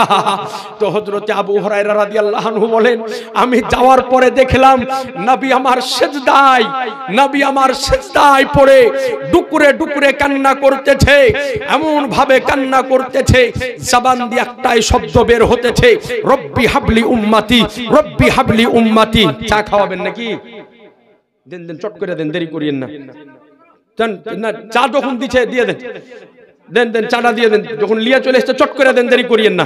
একবার দরুদ পড়েন, আল্লাহুম্মা, তাড়াতাড়ি হাত চালাও। সাল্লি আলা সাইয়্যিদিনা মাওলানা মুহাম্মাদ ওয়া আলা আলি সাইয়্যিদিনা মাওলানা মুহাম্মাদ সাল্লাল্লাহু আলা মুহাম্মাদিন সাল্লাল্লাহু মুহাম্মাদ জবান से निकालो पाक नामे मोहम्मद, हरदम ज़बान से निकालो शफियाना मोहम्मद। ইনশাআল্লাহ তাআলা চাটা চট করে দেন, চালার দিকে তাকায়েন না, চা সবার কাছে যাবে। যদি চা ফুরিয়ে যায় পাতিলে আবার নতুন করে করবে, সবার কাছে চা যাবে, আমার দিকে তাকান। হ্যাঁ, মিতি আমার বলেছে আপনি চালান, চায়ের দিকে তাকাবেন না, আমার দিকে তাকান। তো সুবহানাল্লাহ বলতেছিলাম, হযরতে আবু হুরায়রা রাদিয়াল্লাহু আনহু বলেন যে আমি নিকটে গেলাম, দেখলাম নবী আমার সিজদায় পড়ে কান্না করতেছেন। সুবহানাল্লাহ বলেন, সুবহানাল্লাহ। আমার সিজদায় পড়ে কাঁদতেছেন। আবু হুরায়রা রাদিয়াল্লাহু তাআলা নবীজিকে ডাকতেছেন, নবী আমার মাথা উঠাতেছেন না। আবু বকর, ওমর, সমস্ত সাহাবী হাজির, কারো কথাতে নবী আমার মাথা উঠাতেছেন না। সিজদায় গিয়ে নবী আমার এই কথা বলতেছেন না, আল্লাহ তুমি আমাকে গাড়ি দাও, আল্লাহ তুমি বাড়ি দাও। একটাই কথা বলতেছে, আল্লাহ তুমি আমার গুনাহগার উম্মতকে নাজাত দান করে দাও। সুবহানাল্লাহ সুবহানাল্লাহ। একটাই কথা নবী আমার বলতেছে যে আমার গুনাহগার উম্মতকে আল্লাহ তুমি নাজাত দান করে দাও, আল্লাহ আমার গুনাহগার উম্মতকে তুমি নাজাত দিয়ে দাও। কোন সাহাবী যখন তুলতে পারলেন না, ওই সময়তে সবাই বলল, শোনো, নবী যদি শুনে তো একজনারই কথা শুনবে, সেটা হলো নবীর লাখতে জিগার নূরে নাজার, নবীর কলিজার টুকরা হযরতে ফাতেমাতুজ জোহরা রাদিয়াল্লাহু তাআলা। সুবহানাল্লাহ। কিতাবে একেবারে এইভাবে বর্ণিত হয়েছে, বলে ডাকো ফাতেমাকে। হযরতে ফাতেমাকে ডাকা হলো, নবীজিকে ডাক দিচ্ছেন, আব্বা আপনি তাড়াতাড়ি উঠেন, ইয়া রাসূলুল্লাহ আপনি মাথাকে উঠান। তো হযরতে ফাতেমাতুজ জোহরা রাদিয়াল্লাহু আনহার কথাতেও নবী আমার মাথা উঠাতেছেন না। হযরতে ফাতেমা বললেন, ইয়া রাসূলুল্লাহ আপনি যদি মাথা না উঠান তো আমি ফাতেমা এখন সিজদায় যাব, কিয়ামত যদি হয়ে যায় তো আমি ফাতেমা নিজের মাথা উঠাবো না। সুবহানাল্লাহ সুবহানাল্লাহ। বলে আমিও মাথা উঠাবো না। তো নবীজি এইবার আমার মাথাকে, আপনার মাথাকে উঠালেন। এই জন্য আপনাকে প্রথমেই বলেছি যে সন্তান কেমন করে পরওয়ারিশ পালন করতে হবে, এটাও আমার নবী আমাকে আপনাকে প্র্যাকটিক্যালে শিক্ষা দিয়েছেন। বলেন সুবহানাল্লাহ সুবহানাল্লাহ। মা বোন আপনি একটু কান করে শুনেন, নবীজির বেটি হযরতে ফাতেমা রাদিয়াল্লাহু আনহা যেই দিন আমার আলীর সঙ্গে বিবাহ হয়ে বাড়ি যেতেছেন, তো নবী আমার শিক্ষা দিতেছেন, ফাতেমা আলী কাজ থেকে আসবে, কর্ম থেকে আসবে, বাইরে থেকে আসবে, যুদ্ধের ময়দান থেকে জিহাদ করে আসবে, দরজাতে দাঁড়িয়ে আলীকে যেন দ্বিতীয় দরজাতে ঠোকা দিতে না হয়, বলেন সুবহানাল্লাহ। যেন ঠোকা দিতে না হয়। এই জন্য ফাতেমাতুজ জোহরা রাদিয়াল্লাহু তাআলা আনহা প্রতিদিন নিজের পিঠ মোবারককে দরজাতে লাগিয়ে থাকতেন, যাতে আলীর প্রথম ঠোকাটা দরজাতে না পড়ে আমার পিঠের উপরে পড়ে যায়, বলেন সুবহানাল্লাহ। ও মা বোন, আপনাকে বলি, এই যে আপনার স্বামী, এটাও হলো আল্লাহর পক্ষ থেকে বিরাট বড় নিয়ামত। কত নিয়ামত, একটা হাদিস শরীফ বলে দিই যে কত নিয়ামত স্বামী আপনার কে আল্লাহ কত বড় নিয়ামত দান করেছে। নবীকে আমার জিজ্ঞাসা করলেন সাহাবায়ে কেরাম, ইয়া রাসূলুল্লাহ, মহিলাদের স্বামীর উপরে কতটা অধিকার রয়েছে? একজন মহিলা স্বামীর হক কতক্ষণে আদায় করতে পারে, কমপ্লিট করতে পারে? তো নবী আমার বললেন যে কোন স্বামীর, খুব খেয়াল করে শুনবেন, কোন স্বামীর শরীরে যদি পচড়া ঘা যদি হয়ে যায়, পচড়া ঘা বুঝেন তো? যদি কোন স্বামীর শরীরে পচড়া ঘা যদি হয়ে যায়, তো কোন স্ত্রী যদি ওই ঘাকে নিজে জিভ দিয়ে চেটে পরিষ্কার করে দেয়, এরপরও একজন নারী তার স্বামীর হক আদায় করে শেষ করতে পারবে না। সুবহানাল্লাহ। আপনাকে বলি, এ হচ্ছে আপনার স্বামীর হক। সুতরাং কেমন করে আদায় করবেন আপনি একটু চিন্তা করিয়েন। কারণ জেনে রাখবেন, আপনাকেও নেককার হতে হবে, আপনাকেও খিদমত গুজার হতে হবে, তবেই আপনার স্বামী আপনারও খিদমত গুজার হবে। আজ আপনার নিকটে আরজ করি, এই জন্য দুইজন দুজনারই খিদমত করবেন, বলেন ইনশাআল্লাহ। ইনশাআল্লাহ। তো নবী আমার এক মুহূর্তের জন্য আমাদেরকে ভুলে থাকেননি। প্রত্যেকটা মুহূর্তে নবী আমার আমাকে আপনাকে মনে রেখেছেন। সহিহ মুসলিমের মধ্যে হাদিস বর্ণিত হয়েছে, নবী আমার বলেন যে কিয়ামতের ময়দান যেই দিন সংগঠিত হবে, নাফসি নাফসির আলাম হবে, এমন একদিন হবে মানুষ ঘামে সাঁতার কাটবে। ওই এমন একদিন সংগঠিত হবে যেই দিন বাপ ছেলেকে দেখে পালাবে, ছেলে বাপকে দেখে পালাবে, মা তার ছেলেকে দেখে পালাবে, ছেলে তার মাকে দেখে পালাবে, স্বামী তার স্ত্রীকে দেখে পালাবে, স্ত্রী তার স্বামীকে দেখে পালাবে। ওই দিন সমস্ত মানুষ একত্রিত হয়ে দলবদ্ধ হবে। হওয়ার পরে তারা প্রথমে হযরতে আদম নবীর কাছে যাবে, যাওয়ার পরে বলবে যে আদম নবী, আপনি তো হলেন আমাদের আদি পিতা, তো এই যে বিপদে আমরা আছি, তো আপনি আমাদেরকে এখন সাফায়াত করে আমাদেরকে এখান থেকে উদ্ধার করেন। আদম নবী বলবে, এটা আমার পক্ষে সম্ভব না, ইলা গায়রিহি, তোমরা চলে যাও হযরতে নূহ নবীর কাছে। সকলে মিলে নূহ নবীর কাছে যাবে, যাওয়ার পরে বলবে, ওগো নূহ পয়গম্বর, আপনি তো 40 দিন যাবত আজকে প্লাবনে নৌকা চালিয়েছেন, প্লাবনে আজকে নৌকা চালিয়েছেন, আপনি মানুষকে রক্ষা করেছেন, তো আপনি এক কাজ করেন, আমাদের সকলকে সাফায়াত করে আপনি জান্নাতে নিয়ে চলেন। নূহ নবী বলবে, ইলা গায়রিহি, তোমরা চলে যাও হযরতে ইব্রাহিম নবীর কাছে। ইব্রাহিম নবীর কাছে যাবে, যাওয়ার পরে বলবে, ওগো ইব্রাহিম নবী, আল্লাহ তো তোমাকে একাধিক জায়গাতে পরীক্ষা নিয়েছে, একাধিক জায়গাতে আজমাইশ করেছে, একাধিক জায়গাতে ইমতিহান নিয়েছে। কোন সময়তে বিবি ছেলেকে মক্কাতে রাখতে হয়েছে, কোন সময়তে ছেলের গলাতে তলোয়ার চালাতে হয়েছে, কোন সময়তে নমরুদের আগুনে ঝাঁপ দিতে হয়েছে। আল্লাহ তো এই রকম বিশেষত্ব তোমাকে দান করেছে। আজকের এই দিনে আপনি আমাদেরকে সাফায়াত করে জান্নাতে নিয়ে চলেন। ইব্রাহিম নবী বলবে, ইলা গায়রিহি, চলে যাও মুসা নবীর কাছে।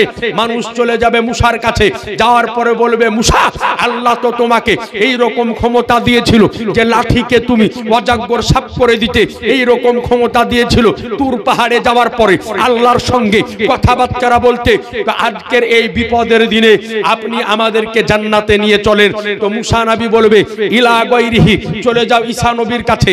ঈসা নবীর কাছে সমগ্র মানুষ যাবে, যাওয়ার পরে বলবে যে আপনি আমাদেরকে সাফায়াত করে জান্নাতে নিয়ে চলেন।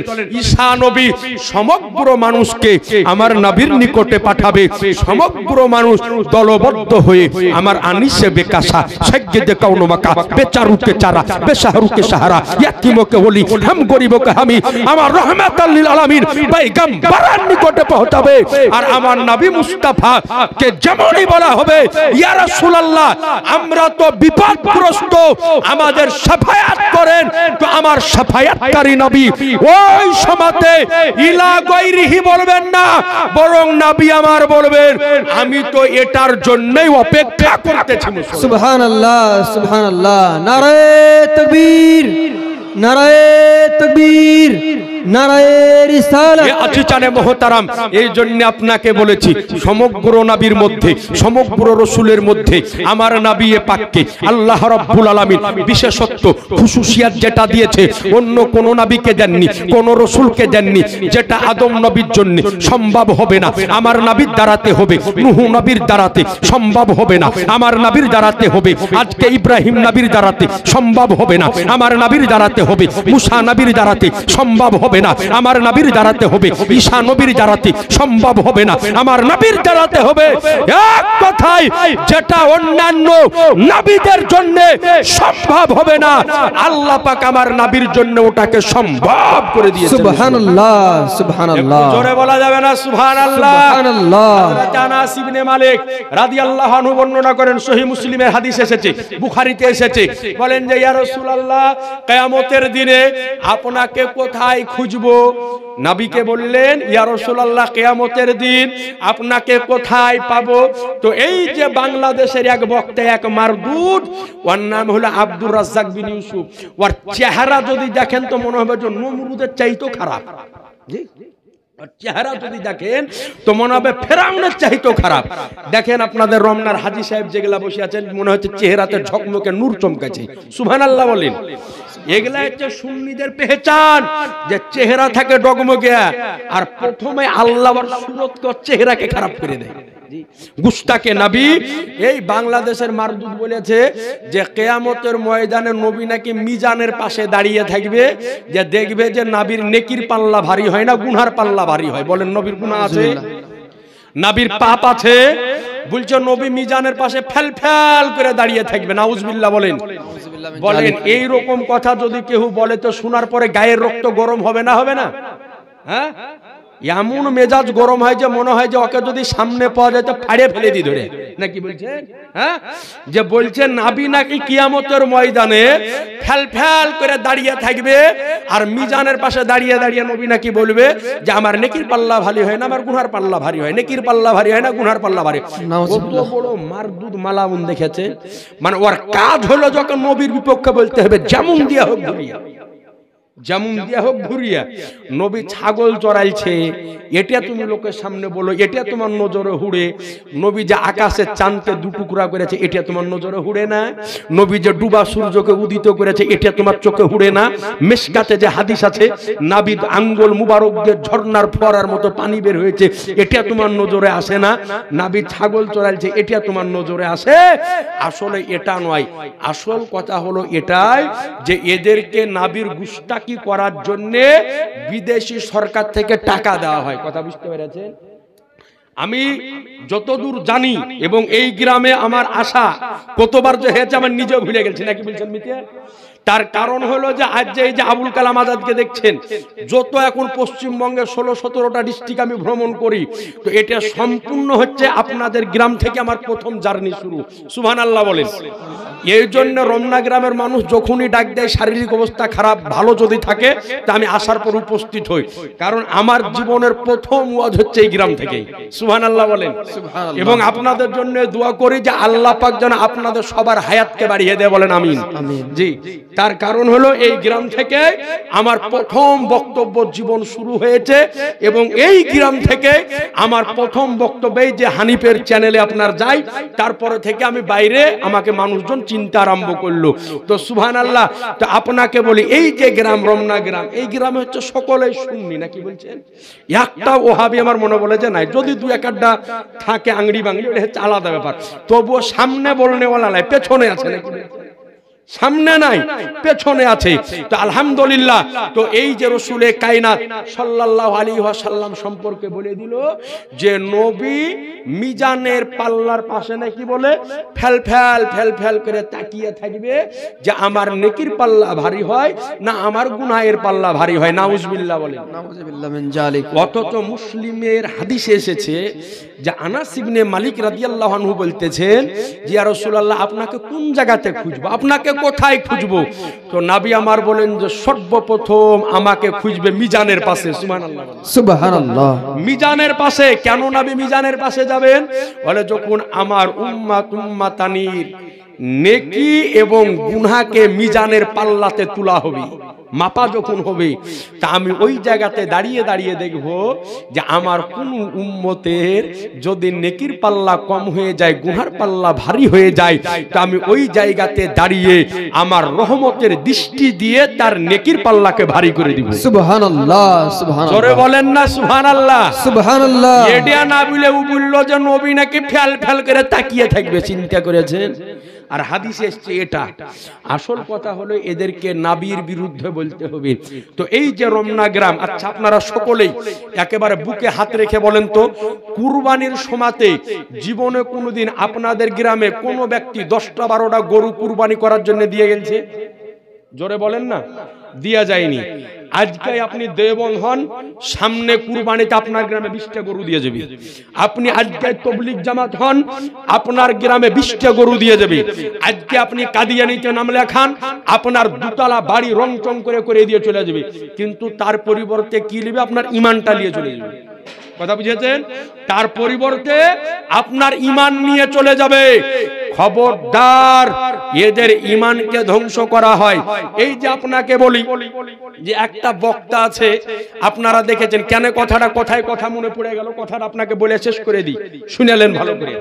এই যে বর্ধমানের বক্তা ইয়াসিন ডাবচোর, আপনারা চিনেন তো? চিনি চিনি। হ্যাঁ, ডাবচোর ইয়াসিন, ওর একটা ভিডিও আমার কাছে আছে। তো বলছে যে আমার বাড়ি থেকে 40 কিলোমিটার দূরে আউস গ্রাম, তার পাশে একটা গ্রাম আছে, ওই গ্রামে 140 ঘর হিন্দু মানুষ মুসলিম হয়েছে। ভালো কথা নাকি বলছেন? আপনাদের পাশেও তো হিন্দু গ্রাম আছে, আছে না? মিতি আছে তো নাকি? পাশে হিন্দু গ্রাম আছে। তো ওই গ্রামে যদি মুসলিম হয়, তো আপনাদের কর্তব্য হচ্ছে তাদের দেখভাল করা, নাকি বলছেন? আপদে বিপদে। তো ভালো কথা। তো বলছে যে ওই গ্রামে দেখভাল করি আমি, কুরবানির সময়তে যাই, আর যাওয়ার পরে লন্ডন আমেরিকা থেকে গরু আসে, ওই গরু গেলে আমি তাদের বাড়িতে বাড়িতে পৌঁছে দিই। লন্ডন আমেরিকা থেকে ওর বাপ গরু পাঠায়। হ্যাঁ, লন্ডন আমেরিকা থেকে ওর বাপ গরু পাঠায়। লন্ডন আমেরিকা অর্থাৎ আমেরিকা সরকার এদেরকে টাকা দিয়ে পুষে যে নবীর বিরুদ্ধে বলতে হবে, এই কারণে। কথা বুঝতে পেরেছেন? ভিডিওটা আমার মোবাইলে আছে। কই রমনা গ্রামে কোনোদিন 10টা গরু এলো না, আপনার গোবরাতে কোনোদিন এলো না, আরো সুন্নি গ্রামে এলো না, কিন্তু ওর হাতে আসে লন্ডন আমেরিকা থেকে। তাহলে চিন্তা করেন, এদেরকে লন্ডন আমেরিকা ইহুদি সরকার, খ্রিস্টানরা এদেরকে পালন পোষণ করার, এদেরকে টাকা দিয়ে এরা ঈমানকে বিক্রি করে রেখেছে। সাবধান মুসলমান, এই ঈমান ধ্বংসকারী দল থেকে সকলেই দূরে থাকতে হবে। বলেন ইনশাআল্লাহ। ইনশাআল্লাহ। এই বাবুন, আপনি রান্না করবেন, খবরদার এই আমির হামজা মিজানুর রহমান আজহার ইয়াদের বক্তব্য যেন মোবাইলে না পাওয়া যায়। আপনারা খেয়াল করবেন, ওদের বক্তব্য শুনলে মোবাইলটা চট করে কাঢ়ে নেবেন। কথা বুঝতে পেরেছেন? খবরদার ওদের বক্তব্য যাতে না শুনে না। আজি জানে মোহতারাম। তো বললেন ইনদাল মিজান, কোথায় খুঁজবে? মিজানের পাশে। এরপরে বললেন ইয়া রাসূলুল্লাহ, মিজানে যদি না পাই, তো বললেন তারপরে আমাকে খুঁজবে পুলসিরাতের পাশে। সুবহানাল্লাহ বলেন। সুবহানাল্লাহ। কোথায় বললেন? পুলসিরাতের পাশে খুঁজবেন। বলে কেন? বলে আমার উম্মাতানি যখন ওই রাস্তা দিয়ে পার হবে, আমি নবী ওই জায়গাতে দাঁড়িয়ে দাঁড়িয়ে দর্শন করব। সুবহানাল্লাহ। জোরে বলবেন না? সুবহানাল্লাহ। ওই জায়গাতে দাঁড়িয়ে দাঁড়িয়ে দর্শন করব। বলে ইয়া রাসূলুল্লাহ, ওখানেও যদি না পাই, তো বলে তাহলে আমাকে হাউজে কাউসারের গুড়াতে খোঁজ করবে। সুবহানাল্লাহ। হাউজে কাউসার, যার পানি হবে মধুর চাইতো মিষ্টি, দুধের চাইতো সাদা, আর মুশকে আম্বারের চাইতো খুশবুদার হবে। বলেন সুবহানাল্লাহ। সুবহানাল্লাহ। ওই জায়গাতে খুঁজবে। বলে এই 3 জায়গার মধ্যে যে কোনো এক জায়গাতে কিয়ামতের ময়দানে আমাকে পাওয়া যাবে। বলেন সুবহানাল্লাহ। তো এই নবীর শান মান মর্যাদা আমাকে আপনাকে বুঝতে হবে। এরা সর্ব অবস্থায় লেগে থাকে কি করে নবীর শান ছোট হয়, কি করে নবীর মান ছোট হয়, কি করে নবীর ইজ্জত ছোট হয়, এই দিকে তারা সর্ব অবস্থায় লেগে আছে। একজন মানুষের কমন সেন্স তো থাকার দরকার যে নবী সম্পর্কে কত বড় খাতারনাক কথা বলে দিল নবীকে রাখাল।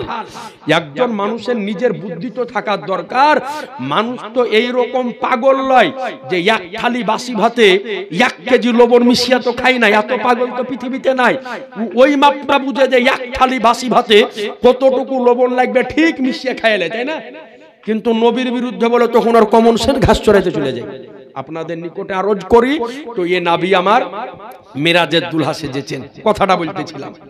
নবী আমার মেরাজের দুলহা সেজেছেন। পুলসিরাতের কথা জিবরিল যেমনই বলা, নবী আমার কানতে আরম্ভ করলেন। তো জিবরিল বলছেন ইয়া রাসূলুল্লাহ খিদমতে কি কমতি হয়েছে? বলে না।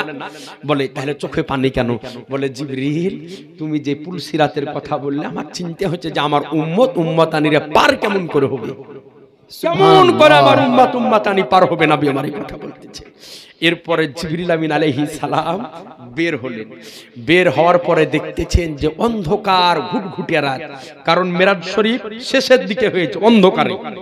26 তারিখ মানে চাঁদের শেষ তখন নাকি বলছেন, চাঁদের শেষ অন্ধকার অমাবস্যাতে।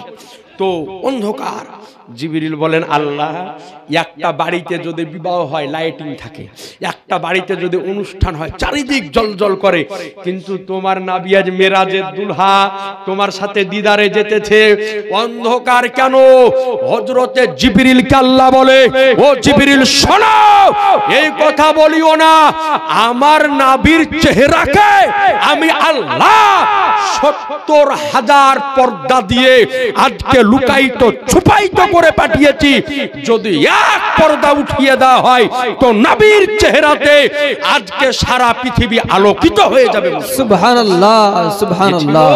আমার নবীর চেহারা মুবারক। এ আচিচানে মুহতারাম ব্রাদারান ইসলাম, আজ আপনার নিকটে আরজ করি ইউসুফ নবীর চেহারার বর্ণনা শুনেছেন, কারণ রমনার লোককে আমি জানি যে এরা এক জীবনী সারা জীবন শুনে না, বিভিন্ন নবীর জীবনী হয়। আপনাদের গায়ে ইউসুফ নবীর জীবনীও হয়েছে যে ইউসুফ নবীর চেহারাকে দেখার পরে মিশরের মহিলারা ফল কাটতে কাটতে হাত কাটে কমপ্লিট করেছিল, কেউ টের পেয়েছিল না। তো ইউসুফ নবীর চেহারা হলো আমার নবীর সাদকা। সুবহানাল্লাহ বলেন সুবহানাল্লাহ। ইউসুফ নবীর চেহারা আমার নবীর সাদকা। তো হযরতে আম্মা জান আয়েশা সিদ্দিকা রাদিয়াল্লাহু আনহা বলেন যে ইউসুফের চেহারা দেখে মহিলারা হাত কেটেছিল। আমার নবীর যে কি চেহারা, যদি কোনো বিটি ছেলে একবার দেখে নিত ওরে হাত তো দূরের কথা কলিজা কেটে প্লেটে রেখে দিত মুসলমান। সুবহানাল্লাহ। এই ছিল আমার নবীর চেহারা। এইবার জিবরিল আমিন আলাইহিস সালাম আমার নবীকে নিলেন। নবী আমার ফেরেশতাদের সঙ্গে চলতে আরম্ভ করলেন। এইবার নবী আমার বের হতেছেন। আবে জমজমের পানি দ্বারাতে নবীর সিনাকে চাক করে, আবার আবে জমজমের পানি দ্বারা ধৌত করে, আবার নবীর ভিতরে সমস্ত কিছুকে আবার ভরে দেওয়া হলো। এরপরে নবী আমার ওইখান থেকে বের হয়ে যেতেছেন বাইতুল মুকাদ্দাস। চোরে বলেন সুবহানাল্লাহ সুবহানাল্লাহ। বাইতুল মুকাদ্দাস কোরআন শরীফ বলেন সুবহানাল্লাযী আসরা বিআবদিহি লাইলাম মিনাল মাসজিদিল হারাম আল হারামি ইলাল মাসজিদিল আকসাল্লাযী। আল্লাহ পাক বলেন ইলা আখিরিল আয়াত। আল্লাহ রাব্বুল আলামিন বলেন যে পাক পবিত্র হলো ওই সত্তা যিনি নিয়ে গিয়েছেন একই রাতের ভিতরে বিআবদিহি তিনার বান্দাকে কোথায়? মসজিদে হারাম থেকে মসজিদে আকসা পর্যন্ত। বলেন সুবহানাল্লাহ। এইবার জিবরিল আলাইহিস সালাম নবী কামান নিয়ে চলতেছেন মসজিদে আকসার দিকে। নিয়ে যাওয়ার পরে ওই স্থানে ওই জায়গাতে মসজিদে আকসা যে জায়গাতে এখন বর্তমানে অবস্থিত, যে জায়গাতে নবী আমার উপস্থিত হলেন, যাওয়ার পরে দেখতেছেন হযরতে আদম নবী হাজির, হযরতে মুসা নবী হাজির, ঈসা নবী হাজির। প্রত্যেক নবী সশরীরে মসজিদে আকসাতে হাজির রয়েছেন। নবী আমার উঁচু বানালেন জমজমের পানিতে। বানানোর পরে মসজিদের ভিতর প্রবেশ করতেছেন। তো দেখতেছেন সমস্ত নবীগণ সারিবদ্ধভাবে কাতার হয়ে দাঁড়ানো অবস্থায় রয়েছে। সুবহানাল্লাহ জোরে বলে দেন সুবহানাল্লাহ। দাঁড়িয়ে আছে নবী আমার মনে করলেন আজকের এই রাত্রিতে সকল নবীগণ আছে, আজকের এই রাত্রিতে সকল পয়গম্বরগণ আছেন, রাসূলগণ আছেন, আদম আলাইহিস সালাম উপস্থিত রয়েছেন, মুসা আলাইহিস সালাম উপস্থিত রয়েছেন, শীস আলাইহিস সালাম হাজির রয়েছেন, নূহ নবী হাজির রয়েছেন, ইব্রাহিম পয়গম্বর হাজির রয়েছেন, ইসমাইল পয়গম্বর হাজির রয়েছেন, ইসহাক নবী হাজির রয়েছেন, প্রত্যেক নবী হাজির আছেন। হযরতে জিবরিল আমিন বলেন, ইয়া রাসূলুল্লাহ, আজকে এই জায়গাতে আদম শফিউল্লাহ থেকে নিয়ে ঈসা রুহুল্লাহ পর্যন্ত প্রত্যেক নবী সশরীরে উপস্থিত, কিন্তু আল্লাহর হুকুম যে আজকে এই জায়গাতে প্রত্যেক নবী হবে আপনার মুক্তাদি, আর আপনি হবেন সবার ইমাম মুসলমান। সুবহানাল্লাহ সুবহানাল্লাহ। মুবারক। এইবার আপনার রাসূলে কায়নাত সাল্লাল্লাহু তাআলা আলাইহি সাল্লাম যাবেন ঊর্ধ্ব গগনে মেরাজ শরীফে। নবী আমার 2 রাকাত নামাজ পড়ালেন। এই জন্য বলি যে মসজিদে আকসা এটা হচ্ছে আমাদের ঈমান থেকে অবিচ্ছেদ্যম একটা অংশ, একটা অবিচ্ছেদ্যম অংশ। কারণ এই মসজিদে আকসার সঙ্গে আমাদের অনেক নবীদের জীবনী রয়েছে, বলেন সুবহানাল্লাহ সুবহানাল্লাহ। জড়িত রয়েছে এই মসজিদে আকসা, যে আকসা নিয়ে দীর্ঘদিন ধরে যুদ্ধ এখনো চলতেছে। এখনো আপনি ইন্টারনেট যদি খোলেন এখনো চলতেছে যুদ্ধ, কিন্তু ফিলিস্তিনের যুবকরা এখন পর্যন্ত ওদের সাথে মোকাবিলা করে যেতেছে, বলেন সুবহানাল্লাহ সুবহানাল্লাহ। এখন পর্যন্ত মোকাবিলা চালিয়ে যেতেছে, লাশের উপরে লাশ বিছে যেতেছে। এরপরেও ফিলিস্তিনের যুবকেরা পিছপা হয়নি, ওরা চালাতেছে গুলি, আর ফিলিস্তিনের যুবকেরা পাথর দিয়ে ওকে সোজা করে দিচ্ছে, বলেন সুবহানাল্লাহ সুবহানাল্লাহ। এই জন্য ইসরায়েলের একটা বাহিনী যাওয়ার পরে সংবাদ মাধ্যমে বলেছিল যে শোনো, মুসলমানদেরকে যুদ্ধ করে পারবো না। বলে কেন? বলে আমাদের সিনাতে যখন বন্দুক ধরে ওই সময়তে বন্দুকের নলা দিয়ে আমরা মউতকে দর্শন করি, আর মুসলমানদের সিনাতে আমরা যখন বন্দুক ধরি তো ওরা মউতুলায় আল্লাহর জান্নাতকে দর্শন করতে পায়। সুবহানাল্লাহ। জোরে বলবেন না? বলে ওরা মউত দর্শন করে না, জান্নাত দর্শন করে নাই। তো সুবহানাল্লাহি ওয়া বিহামদিহি নবী আমার ওই জায়গাতে নবী আমার নামাজ পড়ালেন। নামাজ পড়ানোর পরে নবী আমার এবার যাবেন ঊর্ধ্ব গগনে। এইবার বোরাকের পৃষ্ঠের উপরে নবী আমার আরোহণ করবেন। সুবহানাল্লাহ বলেন। সুবহানাল্লাহ। একটা কিতাবের মধ্যে বর্ণিত হয়ে আছে, ওই সময়তে আমার পিরানে পীর দাস্তেগীর মাহবুবে সুবহানি গাউসে সামদানি আব্দুল কাদের জিলানী রাদিয়াল্লাহু তাআলা আনহু রূহের জগতে রূহ অবস্থায় ছিলেন, রূহ অবস্থায় ছিলেন। তো নবী আমার বোরাকে যখন উঠবেন ওই সময়তে আল্লাহ হুকুম দিল যে ও আব্দুল কাদের জিলানীর রূহ তুমি চলে যাও আজ বোরাকের নিচে। আমার নবী যখন বোরাকের উপরে পা দিয়ে চড়বে ওই সময়তে তোমার ঘাড়ের উপরে যেন আমার নবীর কদম মোবারক পড়ে যায়। জোরে বলেন না? জানো কদম পড়ে যায় তো রূহু অবস্থায় আমার পিরানে পীর দাস্তেগীর মাহবুবে সুবহানি গাউসে সামদানি মহিউদ্দিন আব্দুল কাদের জিলানী রাদিয়াল্লাহু তাআলা আনহুর রূহু আসার পরে পৌঁছালো, তার উপরে আমার নবী মুস্তাফা নিজের কদমকে লাগিয়ে দেওয়ার পরে বোরাকের উপরে উঠলো। এই জন্য বলা হয় আমার বড় পীরের কদম, আজকে বড় পীরের ঘাড় মোবারকের উপরে আমার নবীর কদম মোবারক রয়েছে, আর সারা পৃথিবীর ওলিদের ঘাড়ের উপরে আমার বড় পীর সাহেবের কদম রয়েছে। মুসলমান সুবহানাল্লাহ। জোরে বলে দেন সুবহানাল্লাহ। আরেকটু আওয়াজ দিয়ে বলেন না সুবহানাল্লাহ।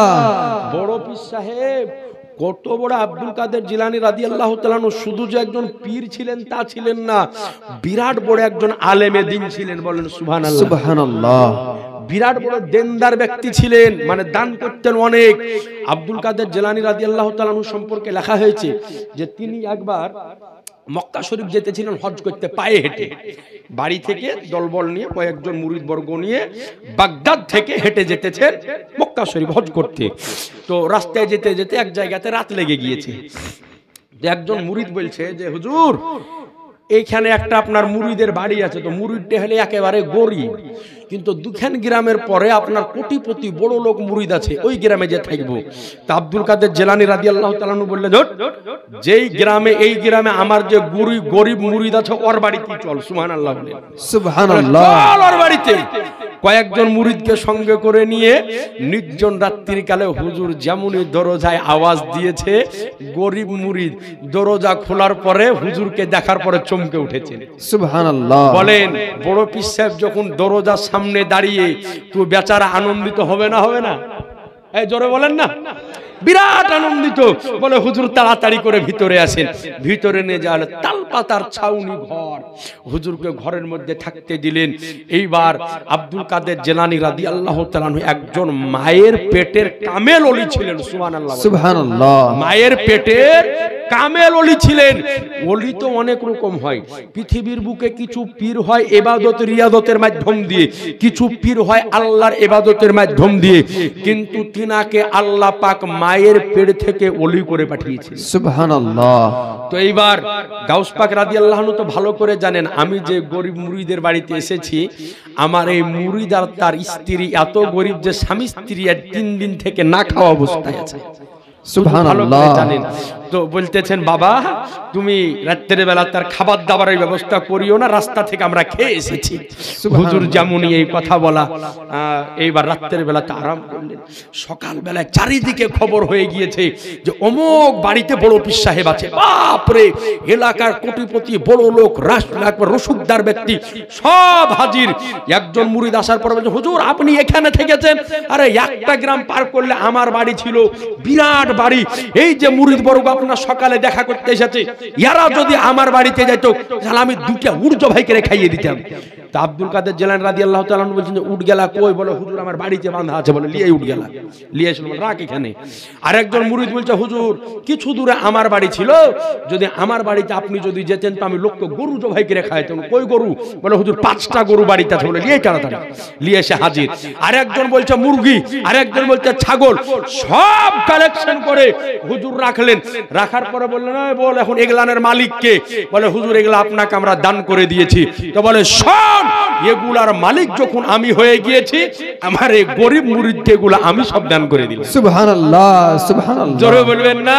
সুবহানাল্লাহ। এই জন্য আল্লাহর ওলিগণের কদম যদি বাড়িতে পড়ে তা আল্লাহর রহমত বরকত হয় না? হয় না? জোরে বলেন না। অনেক রহমত বরকত ওলিগণ যদি আসে তো হয়।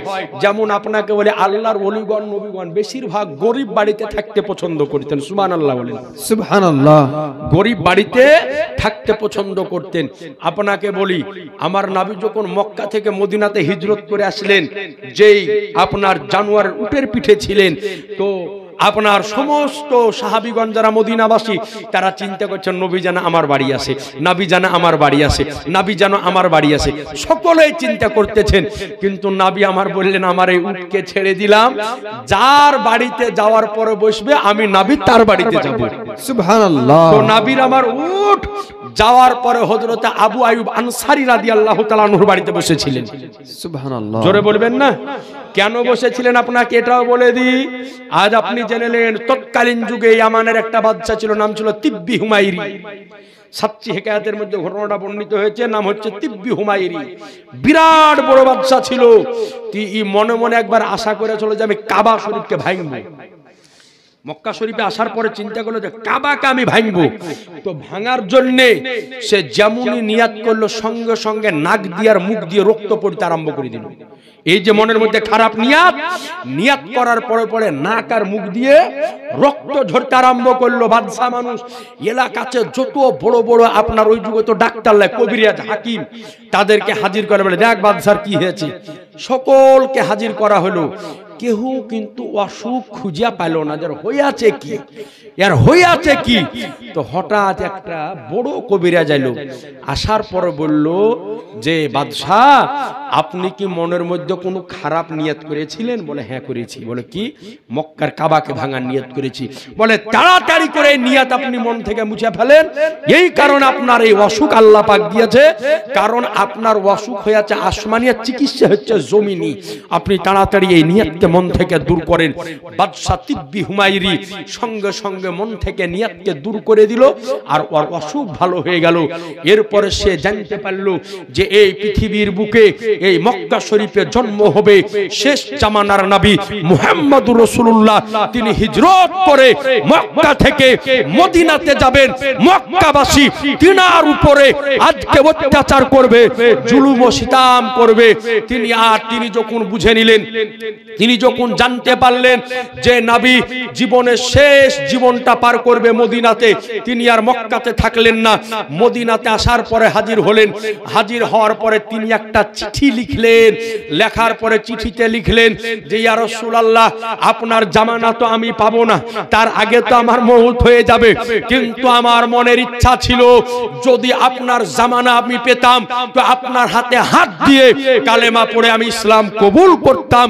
কিন্তু এই চিঠির মাধ্যম দিয়ে আমি আপনার উপরে কালেমা পড়ে আল্লাহর উপরে এবং আপনার উপরে ঈমান আনয়ন করলাম। বলেন সুবহানাল্লাহ, সুবহানাল্লাহ। মদিনার যেই জায়গাতে মদিনা, তার আশপাশে বিরাট বড় বড় বিল্ডিং বানিয়ে দিল তিব্বি হুমায়রি, আর ওই চিঠিটা লিখে দিল যে এই চিঠিটা যেন আমার নবীর হাতে পৌঁছে যায়। এইবার তিব্বি হুমায়রি মারা গেল, তার ছেলে ওয়ারিস হিসাবে পেল। ও মারা গেল, তার ছেলে ওয়ারিস হিসাবে পেল। এইভাবে করতে করতে করতে করতে কয়েক হাজার বছর পরে ওই চিঠি গিয়ে পৌঁছেছিল নবীর সাহাবী আবু আইয়ুব আনসারীর বাড়িতে। সুবহানাল্লাহ, জোরে বলবেন না সুবহানাল্লাহ। সুবহানাল্লাহ। আবু আইয়ুব আনসারীর হাতে ওই চিঠি পড়েছিল। এই জন্য নবী আমার আবু আইয়ুব আনসারীর আজকে বাড়িতে যাওয়ার পর স্থান নিয়েছিলেন। জোর করে বলে দেন সুবহানাল্লাহ। হযরত আব্দুল কাদের জিলানী রাদিয়াল্লাহু তাআলা আনহুর আজকে আপনার কাদের উপরে নবী আমার কদম মোবারক রেখে বোরাকের উপরে সওয়ার হলেন। বোরাক চলতে আরম্ভ করলো, আসমানের উপরে চলতে আরম্ভ করলো।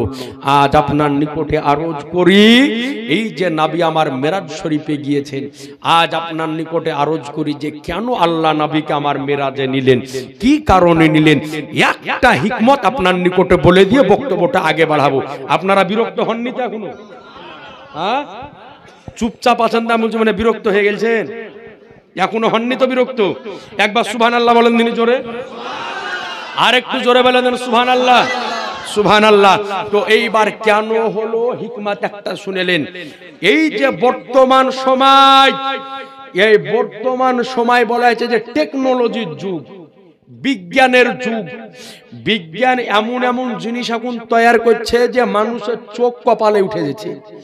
এই যে তৈরি করে দিয়েছে এক মোবাইল, আপনারা জানেন না কিন্তু যারা চালায় তারা জানে। এই এক মালের মধ্যে যে কত রকম ফাংশন আছে, যারা চালায় তারা জানে।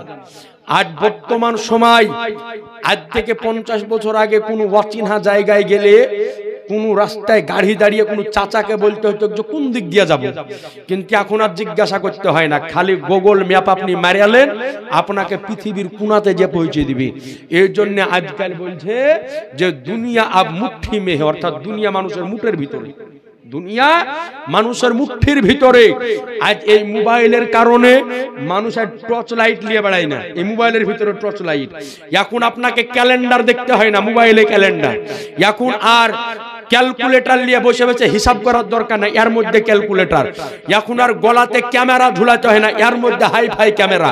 অর্থাৎ এক মোবাইলের মধ্যে সব কিছু রয়েছে। এই যে তৈরি করলো বিজ্ঞান। আচ্ছা বলেন, বিজ্ঞান যে মোবাইল তৈরি করবে এটা আল্লাহ জানতো না? জানতো না? জোরে বলেন না। এরপরে আজ থেকে 20 বছর, 30 বছর, 50 বছর আগে যদি বাড়িতে ভালো মন্দ খাবার তৈরি হতো তো ওই দিনকে নিজের মেয়ে আর জামাইকে ডেকে টাটকা খাইয়ে দিতে হতো। কিন্তু আজকে নতুন খাবার তৈরি করার পরে মেয়ে জামাই আসতে না পারলে 11 দিন পরে টাটকা খাবার খাবেন, তার নাম হলো ফ্রিজ। নাকি বলছে? কুরবানির গোশ আপনি খোঁজলেন গা, এখন অনেকের বাড়িতে আছে। আজ থেকে 1 মাস আগে এক বাড়িতে আমি কুরবানির গোশ দেখেছি। খাওয়ার পরে টেস্ট বুঝতে, হ্যাঁ গো গোশ যে মেলায় পুরিয়ানো গো, তো বলছে আর বলিয়েন না, কুরবানির গোশ। কথা বুঝতে পেরেছে? বলছে চর্বির ভিতরে ভরে একটা ফ্রিজে ভরে রেখেছি। তো এই ফ্রিজের কারণে থোয়া হয়েছে, ফ্রিজের বাইরে হলে রাখা হবে, রাখা আমরা 50 বাদ হয়ে যাবে। তো এই যে আপনার এই যে ফ্রিজ, এই যে বিজ্ঞান তৈরি করলো, এরপরে বিজ্ঞান চলে গেল চাঁদে, যায়নি? বিজ্ঞান চাঁদে পৌঁছে গিয়েছে। চাঁদে যাওয়া সম্ভব। ফতোয়ায়ে ফাইজুর রসুলের মধ্যে লেখা আছে চাঁদ হলো আসমানের নিচে, আসমানের উপরে নয়। আমরা যে উপরে যেটা দেখি এটা কিন্তু আকাশ নয়, এটা হচ্ছে মেঘ। এরও অনেক উপরে আছে আসমান। তো এই যে চাঁদ আমরা দেখি এটা আসমানের নিচে আছে, এই জন্য মানুষ বা কোনো যন্ত্রে চাঁদে যাওয়া সম্ভব। কিন্তু আর যন্ত্র পাঠিয়ে দিল চাঁদে।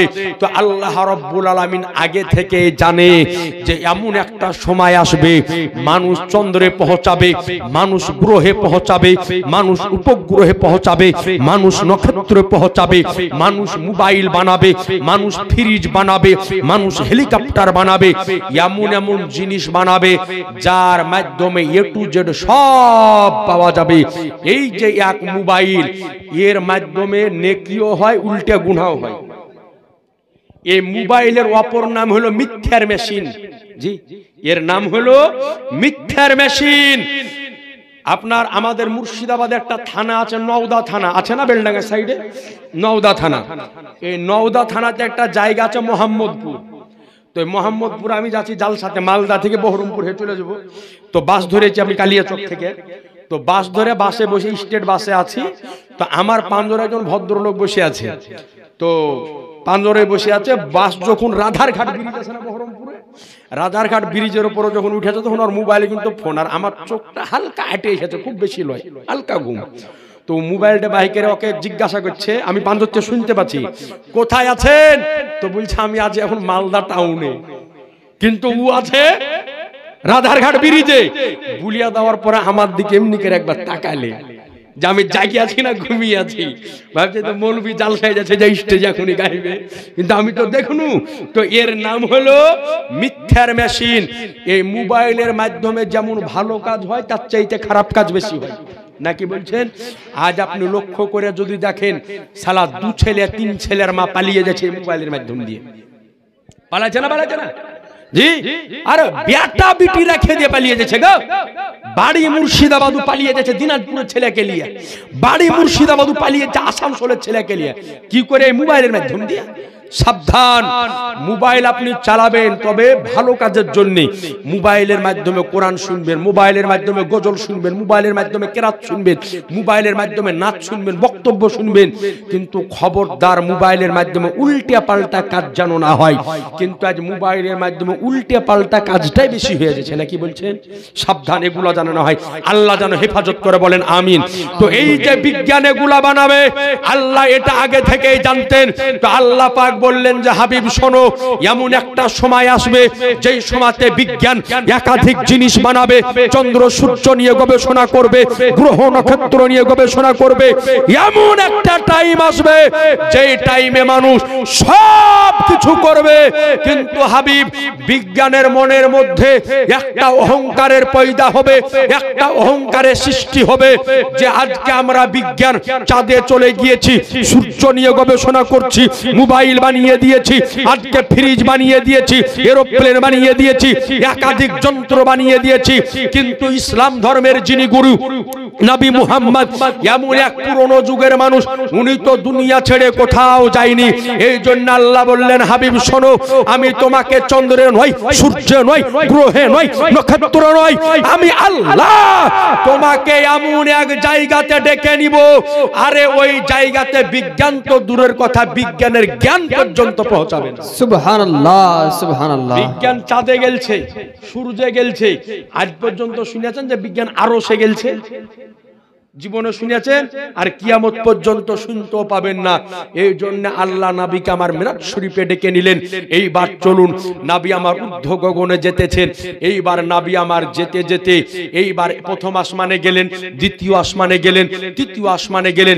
প্রত্যেক আসমানে এক একজন নবীর সাথে আমার নবীর মুলাকাত হতেছেন। সুবহানাল্লাহ বলেন, সুবহানাল্লাহ। জোরে বলে দেন সুবহানাল্লাহ, সুবহানাল্লাহ। মুলাকাত হচ্ছে, প্রথম আসমানে মুলাকাত হলো হযরত আদম আলাইহিস সালামের সাথে। যেমন আসমানের দরজায় আওয়াজ দেওয়া, দরজা খুলে গেল। আদম আলাইহিস সালাম বললেন কে? জিবরিল বললেন যে আমি জিবরিল। বলে সঙ্গে কে? বলে ইনি হলেন আখেরি জামানার নবী মুহাম্মদুর রাসূলুল্লাহ সাল্লাল্লাহু আলাইহি সাল্লাম। বললেন ইনাকে কি ডাকা হয়েছে? বলে হ্যাঁ ডাকা হয়েছে। তো সঙ্গে সঙ্গে আদম আলাইহিস সালাম মারহাবা করলেন, নারায়ে তাকবীরের মারহাবা দিয়ে নবীকে আমার স্বাগতম করলেন, ওয়েলকাম জানালেন। এরপরে দ্বিতীয় আসমান, তৃতীয় আসমান, চতুর্থ আসমান, এক এক আসমানে এক এক নবীর সঙ্গে আমার রাসূলুল্লাহ সাল্লাল্লাহু আলাইহি ওয়াসাল্লামের মুলাকাত হলো। নবীর মুলাকাত হলো। নবী আমার একের পর এক নবী আমার চলতে আরম্ভ করলেন। যেতে যেতে নবী আমার পৌঁছালেন সিদরাতুল মুনতাহাতে। বলেন সুবহানাল্লাহ। সুবহানাল্লাহ। একটু জোরে বলে দেন সুবহানাল্লাহ। সুবহানাল্লাহ। সিদরাতুল মুনতাহাতে নবী আমার পৌঁছে গেলেন। পৌঁছানোর পরে ওইখান থেকে নবী আমার এবার যাবেন। জিবরিল বলতেছেন ইয়া রাসূলুল্লাহ এইবার আপনি যান, চলে যান, আমি আর যাব না। তো বললেন কেন জিবরিল? বলে ইয়া রাসূলুল্লাহ এখান থেকে যদি আমি আর এক ধাপ আগে বাড়ি তো আমার যে পর রয়েছে এই পরগুলিকে জ্বলে পুড়ে ছারখার হয়ে যাবে। বলে জিবরিল যেখান থেকে তোমার ভ্রমণ শেষ হলো আমি নবীর ভ্রমণ ওখান থেকে শুরু হলো। বলেন সুবহানাল্লাহ। তাহলে বোঝা গেল যেই জায়গাতে জিবরিলও যেতে পারে না ওই জায়গাতে আমার নবী পৌঁছে যায়। সুবহানাল্লাহ। জোরে বলেন না সুবহানাল্লাহ। আজকে বলেন এই নবীকে বলতেছেন নবী আমাদের মতো মানুষ। বলেন নাউজুবিল্লাহ। নাউজুবিল্লাহ। জোরে বলেন না নাউজুবিল্লাহ। নাউজুবিল্লাহ। আজ এই নবীকে বলতেছেন আমাদের মতোই মানুষ। কি অবস্থা! বাংলাদেশের একটা বক্তার বক্তব্য শুনল, বলতেছে যে কাফেরেরা জানতো যে নবী আমাদের মতো মানুষ আর এখন মুসলমানেরা জানে না। তাহলে চিন্তা করেন কাফেরেরা যেটা জানতো ওটা কি আমরা জানবো ভাই? ওটা আমরা জানবো না। কাফেরেরা চিনতো নবীকে আব্দুল্লাহর বেটা মুহাম্মদ বলে, আব্দুল্লাহর বেটা মুহাম্মদ বলে চিনতো, কিন্তু নবী বলে চিনতো না। কিন্তু হযরতে আবু বকর, ওমরে ফারুক, ওসমানে গনি নবীকে আমার আব্দুল্লাহর বেটা মুহাম্মদ বলে নয়, বরং নবীকে আমার নবী মুহাম্মদুর রাসূলুল্লাহ বলে চিনতেন। বলেন সুবহানাল্লাহ। এজন্য সহিহ বুখারীর মধ্যে হাদিস বর্ণিত হয়েছে, যখন নবী আমার মক্কা শরীফে যখন হুদায়বিয়ার চুক্তি যখন হতেছেন, হুদায়বিয়ার একটা চুক্তি হয়েছিল যে নবী আমার মক্কা শরীফে উমরা করার জন্য যখন প্রবেশ করবেন তো কতদিন থাকবেন আর কতদিন পরে বের হবেন, এই কথা যখন কাফেরদের সঙ্গে যখন চুক্তি হতে আরম্ভ করলো তো চুক্তি শেষে নবী আমার নিচে লিখলেন নবী মুহাম্মদুর রাসূলুল্লাহ সাল্লাল্লাহু আলাইহি সাল্লাম যখন লিখলেন তো কাফেরেরা ওটা পড়ার পরে বলল যে এই রাসূলুল্লাহটা কেটে দিতে হবে। বলে কারণ? বলে আপনাকে তো আমরা রসুল হিসাবে চিনি না, আপনাকে তো কাফেররা বলছে যে আপনাকে আমরা আব্দুল্লাহর বেটা মুহাম্মদ হিসাবে চিনি, যদি আপনাকে রসুল বলি চিনে নিব তাহলে আপনার সাথে দ্বন্দ্ব কিসের? নাকি বলছে নবীর সাথে তো দ্বন্দ্ব এটা নিয়ে যে নবী বললেন আমি আল্লাহর রসুল, তখন থেকে তো দ্বন্দ্ব, তার আগে তো দ্বন্দ্ব ছিল না। তো আপনাকে যদি আমরা রসুল হিসাবে মেনে নিব তো আপনার সাথে আবার ঝগড়া কিসের? সুতরাং এই রসুল নামটা মুহাম্মদুর রাসূলুল্লাহ লেখা যাবে না, বরং আব্দুল্লাহর বেটা মুহাম্মদ লিখতে হবে। তো নবী আমার হযরতে আলীকে বললেন যে আলী এই রাসূলুল্লাহটা কেটে আব্দুল্লাহ মুহাম্মদ ইবনে আব্দুল্লাহ লিখে দাও। তো হযরতে আলী বললেন ইয়া রাসূলুল্লাহ এই কাজটা আমার পক্ষে করা সম্ভব হবে না, আপনার নাম আমার পক্ষে কাটা সম্ভব না ইয়া রাসূলুল্লাহ, এটা আমি কাটতে পারবো না। তো নবী আমার নিজে কেটে দেওয়ার পরে মুহাম্মদ ইবনে আব্দুল্লাহ নবী আমার নিজে লিখে দিয়েছিলেন। বলেন সুবহানাল্লাহ। আর এই বর্তমানে আধলা কানারা বলে যে নবী ছিলেন নাকি নিরক্ষর। নাউজুবিল্লাহ। বলেন নবী বলে লেখাপড়া জানতো না, বলেন নবী লেখাপড়া জানতো না, নবীকে নিরক্ষর। এই কথা বললে নবীর সম্মান কম হবে না? হবে না? কম হবে, নবীর সম্মান ইজ্জত ছোট হবে। কিন্তু এই আধলা কানা এই আনাংলারা বলে যে নবী ছিল নিরক্ষর। জি না, নবী আমার নিরক্ষর ছিলেন না, বরং নবীকে আমার আল্লাহ সমস্ত শিক্ষায় শিক্ষিত করেছিলেন। বলেন সুবহানাল্লাহ। আরেকটু জোরে বলেন না সুবহানাল্লাহ। এই আজিজানে মুহতারাম এইবার নবী আমার গেলেন, যাওয়ার পরে নবী আমার মিরাজ শরীফে যাওয়ার পরে নবী আমার জান্নাত জাহান্নাম দর্শন করেছেন। বলেন সুবহানাল্লাহ। নবী আমার জান্নাতও দেখেছেন, জাহান্নামও দর্শন করেছেন। জাহান্নাম দর্শন করার সময় নবী আমার একাধিক ব্যক্তিকে একাধিক রকম ভাবে আপনার সাজা উপভোগ করতে দেখেছেন। নবী আমার সচক্ষে দেখেছেন। নবী আমার বলেন যে এক রকমের ব্যক্তিকে দেখুন, তাদের আপনার হাতে লম্বা লম্বা নখ, তারা নিজের চেহারাকার বুককে ছিঁড়ছে নখ দিয়ে, আবার ঠিক হয়ে যাচ্ছে, আবার ছিঁড়ছে, আবার ঠিক হয়ে যাচ্ছে, আবার ছিঁড়ছে। তো জিজ্ঞাসা করলেন এরা কে? তো জিবরিল আমিন আলাইহিস সালাম বললেন, ইয়া রাসূলুল্লাহ, এরা হলো আপনার উম্মাতানের মধ্যে ওরা যারা লোকের সমালোচনা করে বেড়াইতো, গীবত করে বেড়াইতো, কেরা হলো ওই শ্রেণীর ব্যক্তি। তাই এরা নিজের চেহারাকে, নিজের শরীরকে ছিঁড়তেছে, নিজের মুখকে ছিঁড়তেছে। আজ আপনাদের নিকটে আরজ করি যে আমরা যত রকমের পাপ এবং গুনাহ করি তার মধ্যে একটা বড় গুনাহ করি, তার নাম হলো গীবতের গুনাহ। আজ বর্তমান আমরা জি সাবধান, গীবতের গুনাহ থেকে দূরে থাকবেন। সাবধান, গীবতের গুনাহ থেকে দূরে থাকবেন। গীবতের গুনাহ হলো খুব ভয়াবহ গুনাহ, ভয়ঙ্কর গুনাহ। এর পূর্বে অনেক আপনাদেরকে বলেছি, সাবধান, এই গীবতের গুনাহ থেকে একেবারে দূরে থাকবেন। তার কারণ হলো যে আপনাকে বলি, আপনি যদি কারো ব্যাপারে গীবত যদি করেন, কারো ব্যাপারে কথা লাগান ভাগান যদি করেন, তো আপনি জীবনে যতটুকু নেকি করেছেন ওর দিকে চলে যাবে, আর আপনার গুনাহগালা সব ওর দিকে চলে আসবে, আপনার দিকে চলে আসবে। কথা বুঝতে পারলেন? এই যে পুষ মাঘ মাসের ঠান্ডাতে আপনি ফজরের নামাজ পড়ছেন, এত ঠান্ডাতে দেখবেন যে কিয়ামতের ময়দানে আপনার সব নেকি গেলা যার আপনি গীবত করেছেন ওই ব্যক্তি নিয়ে চলে যাবে।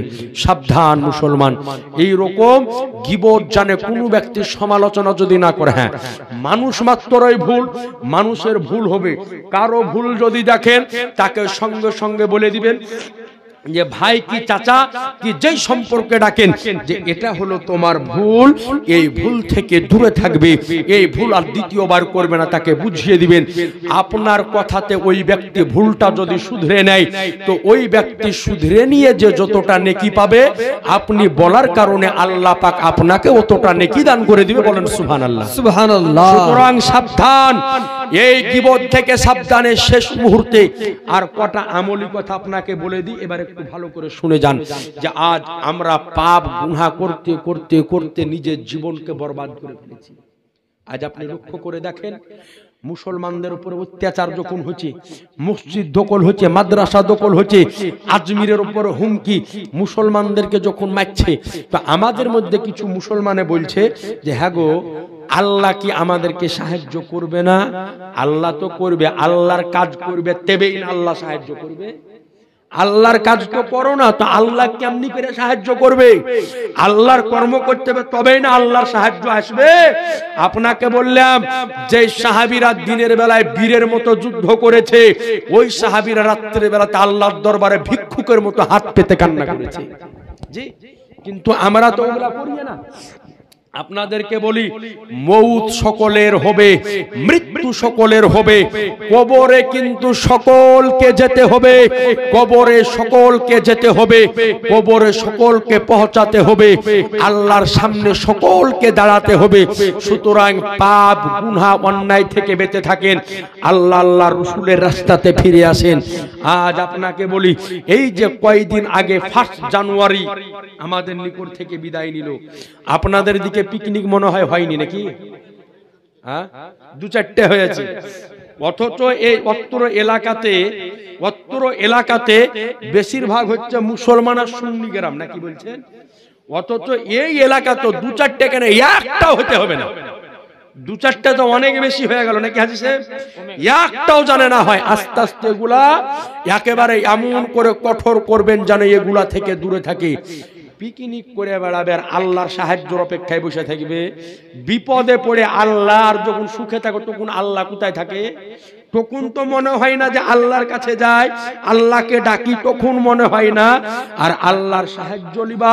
সাবধান মুসলমান, হাত জোড় করে অনুরোধ করব, কবরে যেতে হবে। অনেকেই বলে যে মুফতি সাহেব মরে গেল সব শেষ হয়ে গেল। জি না, মরে গেলে সব শেষ হয় না, বরং মৌতের পরে মানুষের আরেকটা জীবন শুরু হয়। মৌতের পরে আর একটা জীবন শুরু হয়। আপনি ভাবিয়েন না যে মরে গেলে কি আর কিছু বুঝতে পারি। জি হ্যাঁ, মরে গেলে জীবিত থাকতে যা বুঝতে পারে মরে গেলে তার চাইতে বেশি বুঝতে পারে, তার চাইতে বেশি বুঝতে পারে। বলবে কেমন করে? প্র্যাকটিক্যাল আপনি বুঝেন। আমি এখন জীবিত আছি, যদি আজকে এই গ্রামে জালসা করতে আসে, আমি যদি রাত্রে বেলাতে বাড়ি যদি না যায়, মনে করি যে এই বাড়িতে থেকে যাব, তো এই ছেলেটাকে যদি বলা হয় যে মুফতি সাহেব রাত্রে একলাই ঘুমাবে, মুফতি সাহেবের পাঁজরখানে একটু ঘুমা যায়, তা আমি জেগে আছি, আমি জীবিত আছি, ও কিন্তু ঘুমিয়ে থেকে যাবে, থাকবে না সে? ঘুমিয়ে থেকে যাবে। কিন্তু আমি যদি এখনই মরে যাই, যে ছেলেটাকে যদি বলা হয় যে মুফতি সাহেবের লাশের সাথে ঘরের মধ্যে একলাই ঘুমাবে, জীবনও ঘুমাবে না। কিন্তু আমি বেঁচে থাকা অবস্থা ওকে সব করতে পারবো, মারতে পারবো, কাটতে পারবো। মরে গেলে কিছু করা যাবে? কিছু করা যাবে না। কিন্তু এরপরে মানুষ জীবিত চাইতে মৃত্যুকে দেখে বেশি ভয় করে না? কারণ হলো এটাই যে মরার পর শরীরে জান বেশি চলে আসে। কথা বুঝতে পেরেছেন? মরার পরে ওর শরীরে জান বেশি চলে আসে। মউত যখন হয়ে যায়, মউতের পরে নবী আমার বলেন, একদম সহিহ হাদিস থেকে প্রমাণ, নবী আমার বলেন যে ও কে গোসল দিল ওটা বুঝতে পারে, কাফনকে দিল তাও জানতে পারে, ধোয়ালো কজন সেটা বুঝতে পারে, খাটলিতে উঠালো কে সেটা বুঝতে পারে, কয়জন ব্যক্তি খাটলি ধরে আছে ওটাও বুঝতে পারে, কবরে কে কে নামালো ওটাও বুঝতে পারে। সুতরাং মরার পরে সব শেষ হয়ে যায় না, বরং মৃত্যুর পরে মানুষের আরেকটা জীবন আরম্ভ হয়, আরেকটা জগতে যেতে হয়, তার নাম হলো আলামে বারজাখ। বলেন সুবহানাল্লাহ। সুতরাং কবরে যেতে হবে যুবক জন ভাইরা, একেবারে সাবধান, পাপ গুনাহ থেকে বেঁচে থাকো, অন্যায় থেকে বেঁচে থাকো। দেখেন আজ আপনার নিকটে বলি যে এই যে আপনারা যারা সামনে আমার বসে আছেন, আপনাকে যদি জিজ্ঞাসা করি আপনার বাপ কবে ইন্তেকাল করেছে, বাপের কথাটা বলতে পারবেন। যদি খুব বেশি হয় তো দাদার কথাটা বলতে পারবেন। কিন্তু যদি বলি যে আপনার দাদার দাদা কবে ইন্তেকাল করেছে, কে ছিল বলেন তো, বলা সম্ভব হবে? সম্ভব হবে না। ওই রকম আমি আপনি যখন মারা যাব, আপনার ছেলে মনে রাখবে, খুব বেশি হলে আপনার পোতা মনে রাখবে, তারপরে যখন আপনার পোতার পিড়ি শেষ হয়ে যাবে আর মনে রাখবে না, আপনাকে ভুলে যাবে, তখন আপনার আর কোনো অস্তিত্ব থাকবে না। সুতরাং যে কবরে আমাদেরকে সারাটা কত বছর যে পার করতে হবে এর কোনো গন্তি নাই, ওই কবরের জন্য একটু চিন্তা করবেন। বলেন ইনশাআল্লাহ, জোরে বলেন ইনশাআল্লাহ। আজ আপনাকে বলি, এই যে রমনা গ্রামে যারা আমার সামনে বসে আছেন, মা বোন সহ আপনারাও, যাদের বাপ মা দুনিয়া থেকে বিদায় হয়ে গিয়েছে, অনেকের বাপ মা দুনিয়া থেকে চলে গিয়েছে, আজ এই মানুষগুলাকে জিজ্ঞাসা করেন যে যদি তার বাপ বা মা যদি পৃথিবীর বুকে বেঁচে যদি থাকতো, পৃথিবীর যে কর্নাটাই পড়ে থাকতো না কেন, যদি কলকাতা, দিল্লি, বেঙ্গালোর যেই জায়গাতে থাকতো না কেন, খোঁজ নিত যে আমার মা কেমন আছে, আমার বাপ কেমন আছে, ফোন করতো বাড়ির মানুষকে যে ঠান্ডার দিনে আমার মা বাপকে যেন ঠান্ডা না লাগে, এই ঠান্ডার দিনে আমার মা বাপের শরীরটাকে একটু ঢেকে দাও।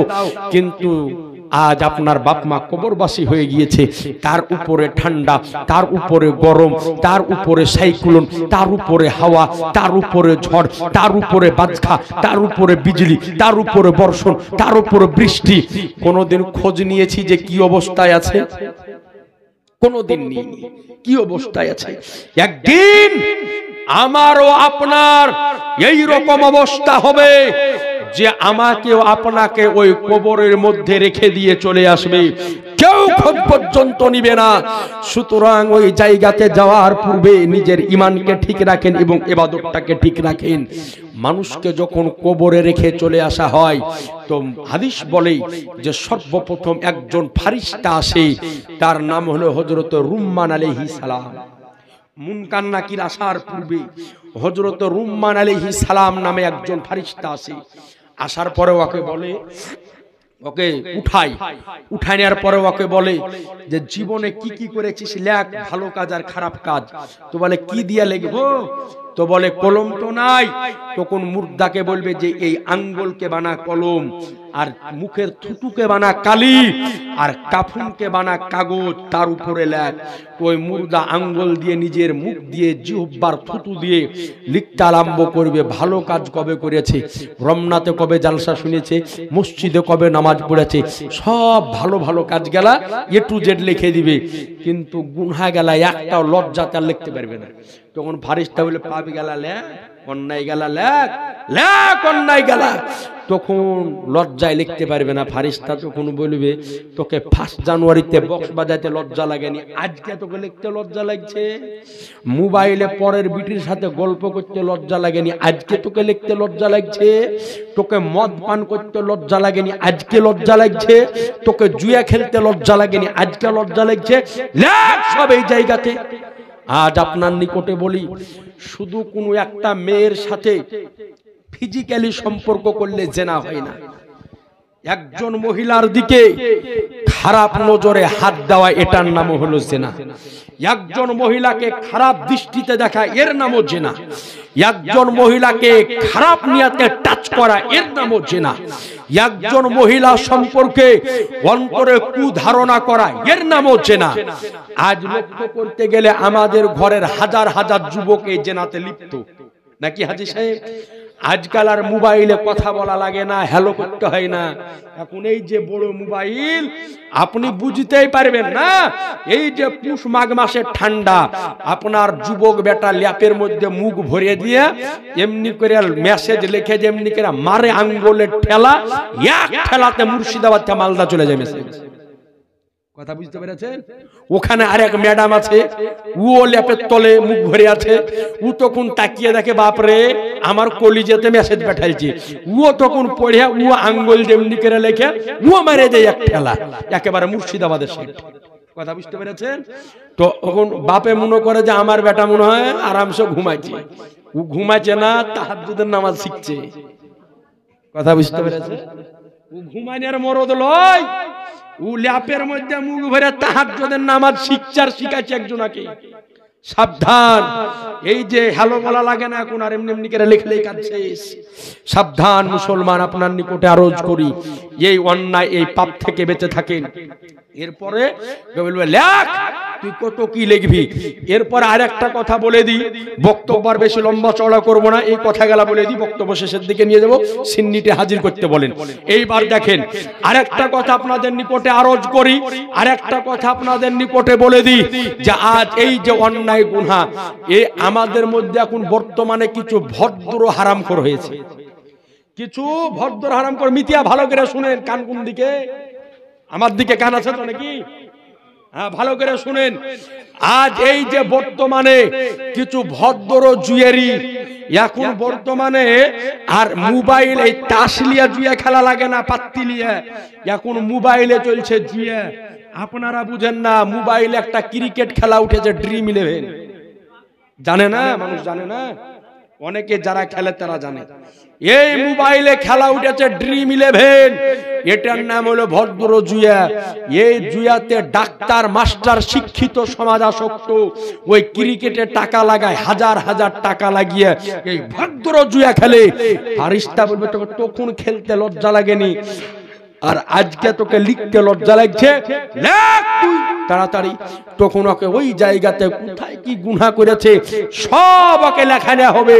লেখার পরে ওই কাফনের উপরে লেখার পরে ফারিস্তা ওর গলাতে ওটাকে লটকে দিয়ে চলে যাবে। ওই লটকানো অবস্থায় ও কিয়ামত পর্যন্ত থাকবে।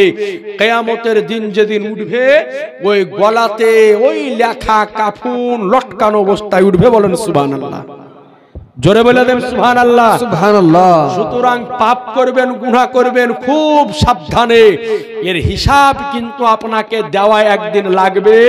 কোথায় অন্যায় করেছেন, কোথায় গুনাহ করেছেন, আপনাকে কেউ বলতে আসবে না, জিজ্ঞাসা করবে না। আপনার অঙ্গতে সাক্ষী দিবে, হাতে সাক্ষী দিবে, পায়ে সাক্ষী দিবে, চোখে সাক্ষী দিবে, কপালে সাক্ষী দিবে।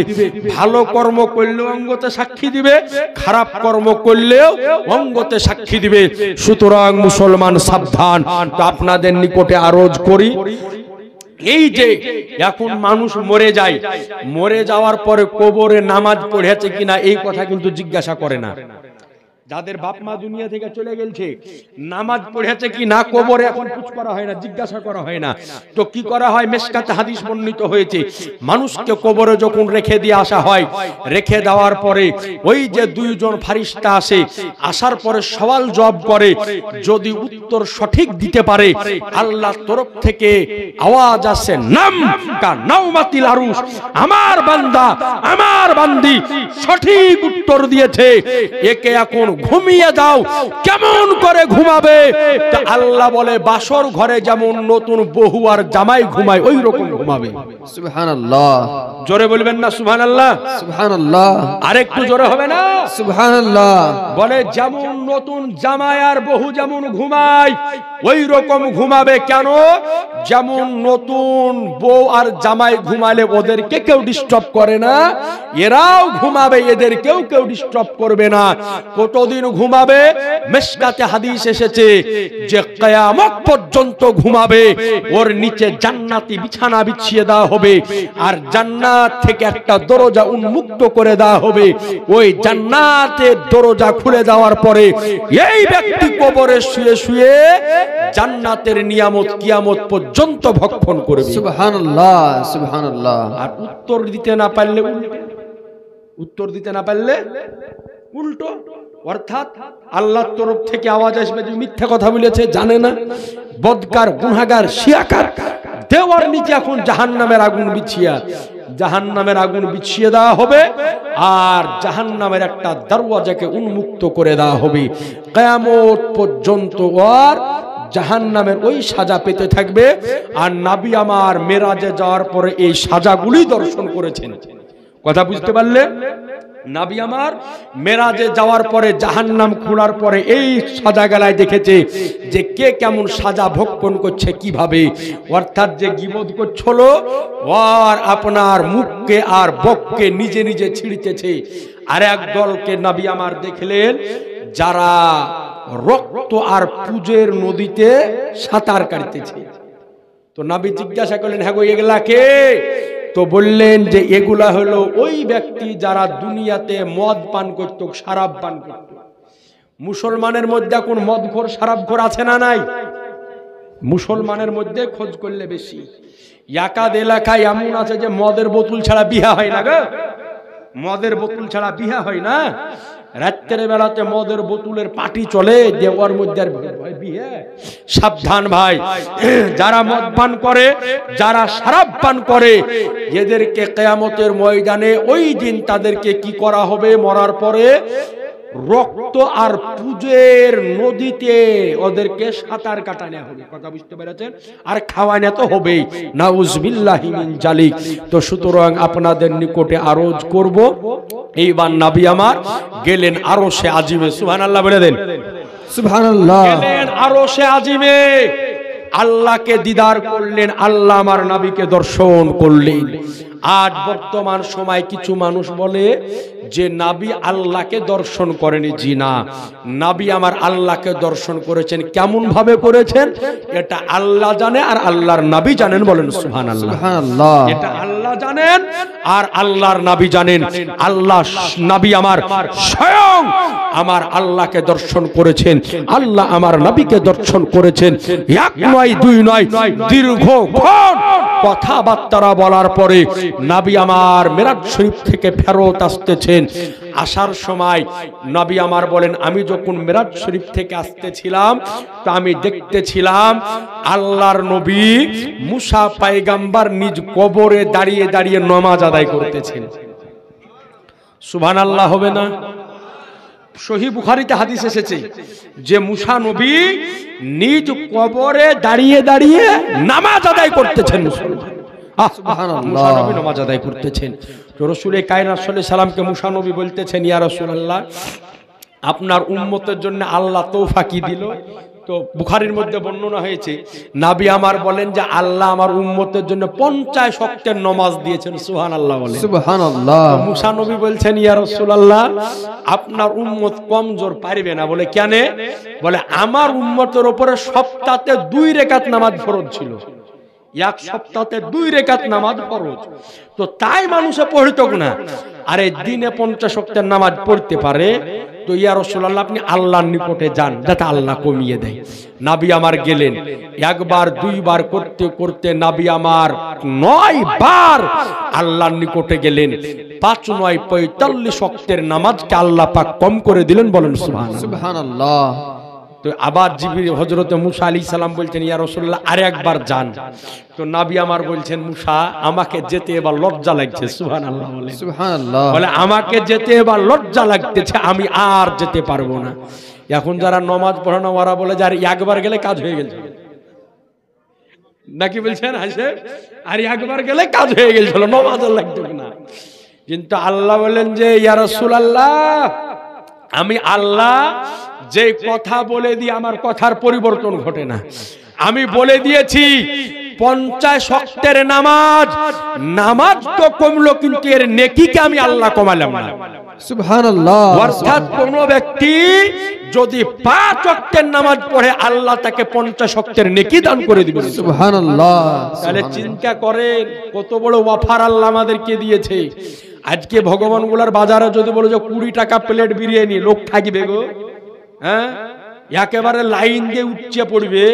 আর আল্লাহ এত বড় অফার দিয়েছেন যে 5 ওয়াক্তের নামাজ আদায় করলে 50 ওয়াক্তের নেকি আল্লাহ দান করবে, বলেন সুবহানাল্লাহ। সুতরাং আপনাদের নিকটে আরজ করব, এই নবী আমার মিরাজ শরীফ থেকে ফেরত আসলেন কতটুকু সময়? তো নবী আমার বলেন যে আমি মিরাজ শরীফে গেলাম, ফেরত আসার পরে দেখলাম যেই ঘরের থেকে বেরিয়ে গিয়েছিলাম তার জাঞ্জির হিলতে ছিল, আর যেই পানি দিয়ে উজু করেছিলাম সে পানিও গড়তে ছিল, বলেন সুবহানাল্লাহ। সুবহানাল্লাহ। যেই বিস্তার থেকে উঠে গিয়েছিলাম ওই বিস্তার গরম ছিল। এতটুকু সময়ের মধ্যে আল্লাহ পাক নবীকে আমার মিরাজ শরীফ ঘটিয়েছেন।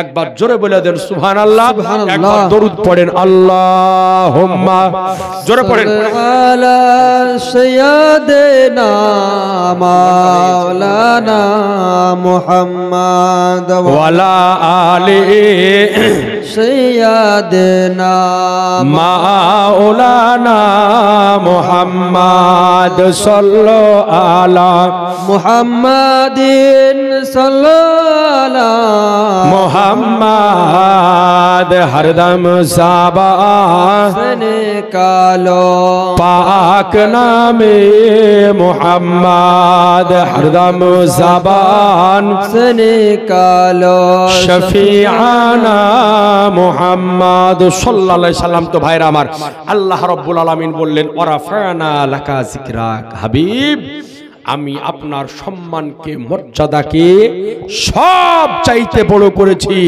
সুতরাং নবীর সম্মান, নবীর মর্যাদা হলো সব চাইতে ঊর্ধ্বে।